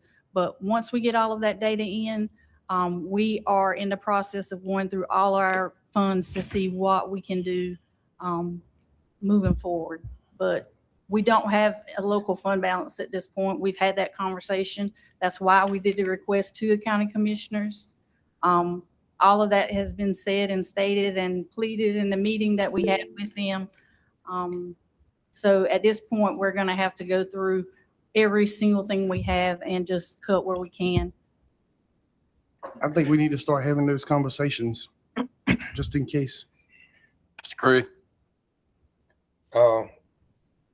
Along with what Ms. Erica is saying they're doing and with finance and our finance construction committee meeting, I think we need to work on establishing another meeting with commissioners as soon as possible and not wait until next spring to do that. Because we know we need money. I think they know it, but we still need to be meeting and talking about it. Erica, did you get a chance? And if not, for next month, show the state allocation for EC and then the total dollar amount so we understand why that happens. Do the same thing for transportation, what we receive from the state, what we actually spend. And then the big one is contracted services, which none of those are in our control. Yes, sir. So I did get to do the breakdown, and it's all the 4 areas that we've been discussing in our budget meetings and that we presented to our county commissioners. In EC, we spent a total of $26,801,498, and 2.1 of that came from our local funds. For transportation, we spent a total of $9,674,018, and $1,241,374 came from local funds. Substitute teachers, we spent a total of $5,994,466. $2,684,439 came from local funds. SROs, we spent a total of $2,941,287. $1,848,918 came from local. So in all of the areas that we've had a conversation about that we can't cut, that are federally mandated, state mandated, that are all requirements. Those are the areas that hit us in local, based on the dollar amounts that I had previously shared with the board. And we will continue to be underfunded in the next year in all of those areas. And let's just clear something up, Ms. Erica. SROs appreciate the job they're doing. You heard the amount that we spend, but now that PSRC pays for those SROs. That is correct. And at the same time, if the county gives them a raise or if the city gives them a raise, we are obligated to fulfill that raise as well. $360,000 in the 25-26 school year increase based on the raises that our SROs received. Thank you, ma'am. You got a question, Mr. Craig? Sorry. No, I don't. Okay. I'm good. Mr. Chair, if I may, Erica, you and I also talked about the average pay increase 8% and that impact. Can you share that with us? So this is very preliminary because we don't have a lot of the Q&As, but the information is an average 8%. I want all the teachers to hear that part because everybody's not receiving 8%. Most of the staff with 10 years or less are going to receive double-digit increases, and it varies depending on your step. But anybody past 15 years on is probably going to receive at 5 or less than 5%. So that's what gets us to the average increase there. It's the highest is 17 at the beginning level. Step 0 is going to move from 41,000 to 48,000, and that's a 17% increase. And the lowest increase is where all of the steps are the same. Between step 15 to 24, they're going to get a 4.99% increase, and they will be stuck at that same rate from step 15 to 24.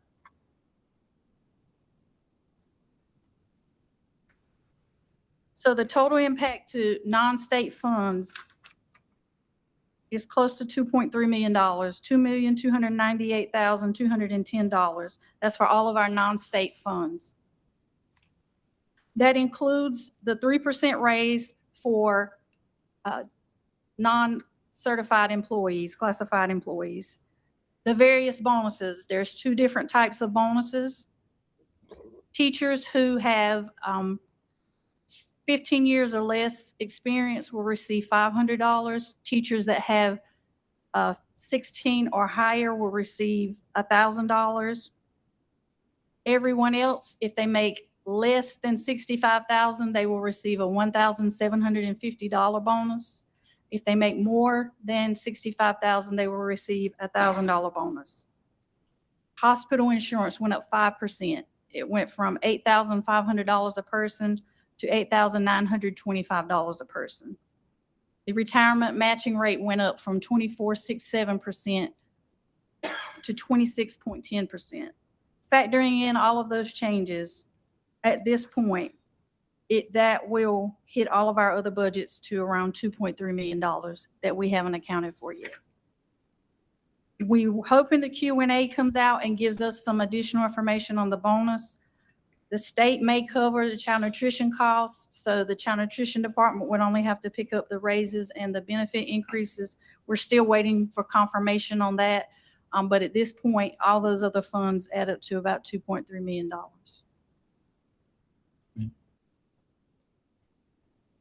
Any questions on that? I will be sending an email out to all of our employees so they can, the raises, we are working right as we speak to get those in for 12-month employees. So they'll see that on their July check. We don't anticipate the bonuses being paid out until October. So we're able to close out this fiscal year with no exceptions. You've heard our local impact in terms of dollars. Our attorney did an excellent job in terms of conversation we can have with our commissioners. And I agree, our takeaway tonight is we got to start that conversation early on. We do not have any choice. It is not an issue of somebody mismanaging something. That's not the conversation. Conversation, we're underfunded at the local level. We got to have some help. No more questions. Thank you, Ms. Erica. Thank you. Next, we got the selection of a super. You got a question, Mr. Craig? No, I don't. No. Next, we got a selection of a superintendent search council by the attorney, short version. You've had 4 presentations from the firms that you saw earlier tonight. Most of the board members are here for that. So you've got those before you. You can take action on this tonight. If you want to take more time to consider or read any of the materials that you got, you could defer action on this. You're not required to take action on it now. But if you're prepared to take action on it tonight, or anybody wants to make a motion to approve any of the search firms, you may. With some of them, there's possibly room to negotiate as well. So those are all factors for you to consider. Mr. Chair, we're just listening to the financial report and taking everything in consideration. I'd like to make a motion that we strongly consider as a board to use the North Carolina State Board for superintendent search. Got a motion by Mr. Henry Brewer. Use the state. North Carolina School Board NCSB. Association. North Carolina School Board Association. Second by Dr. Manuel. Mr. Craig, how you vote? I vote for that. Everybody else by raising your hand.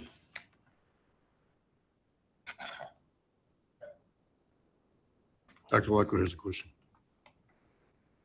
Good. Go ahead. I just wanted to say that I was impressed with all of the firms that came out. But in particular, if you look at HYA, they've got a very high retention rate. They placed over 2,000 superintendents. The price is about $20,000 more. But if you think about it, Mr. Schwartz, I think it was Mr. Schwartz that told us a 4-year contract is pretty much standard now, right? Correct. Yes. So, I mean, when you're thinking about a 4-year contract for a superintendent, $20,000 is not a lot. And I do like the idea of HYA having a nationwide, a huge nationwide presence. It may cost us $20,000 to get $20,000 more to get somebody from right down the road. But just based on my experience, they're going to attract a lot more, a huge pool outside of North Carolina, and the individuals that they attract are going to be included in that school board association pool as well. So I just wanted to put that out there. I fully support the school board association, but I think it would be money well spent to get a firm that has such a nationwide presence. Plus, they have the 2-year guarantee, and the school board association doesn't. You making a motion? Turn your mic back on. Hold on for a second.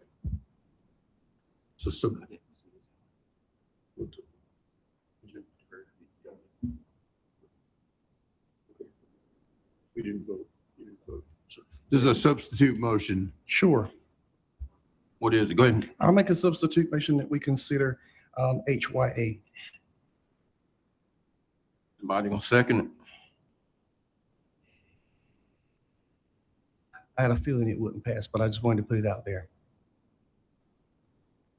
Okay. Nobody second, so the motion dies. Nope. Okay. Monte held his hand up. Right? You had a question?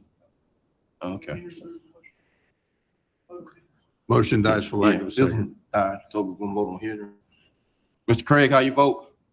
The vote is now on Mr. Brewer's motion for the North Carolina School Board to approve the North Carolina School Board Association. Yes. Mr. Craig vote yes. Everybody else, raise your hand.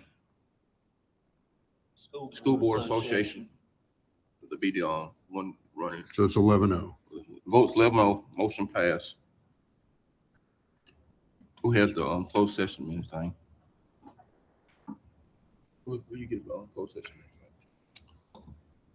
Who has the closed session motion? Yeah. I got it here. There you go. Britt?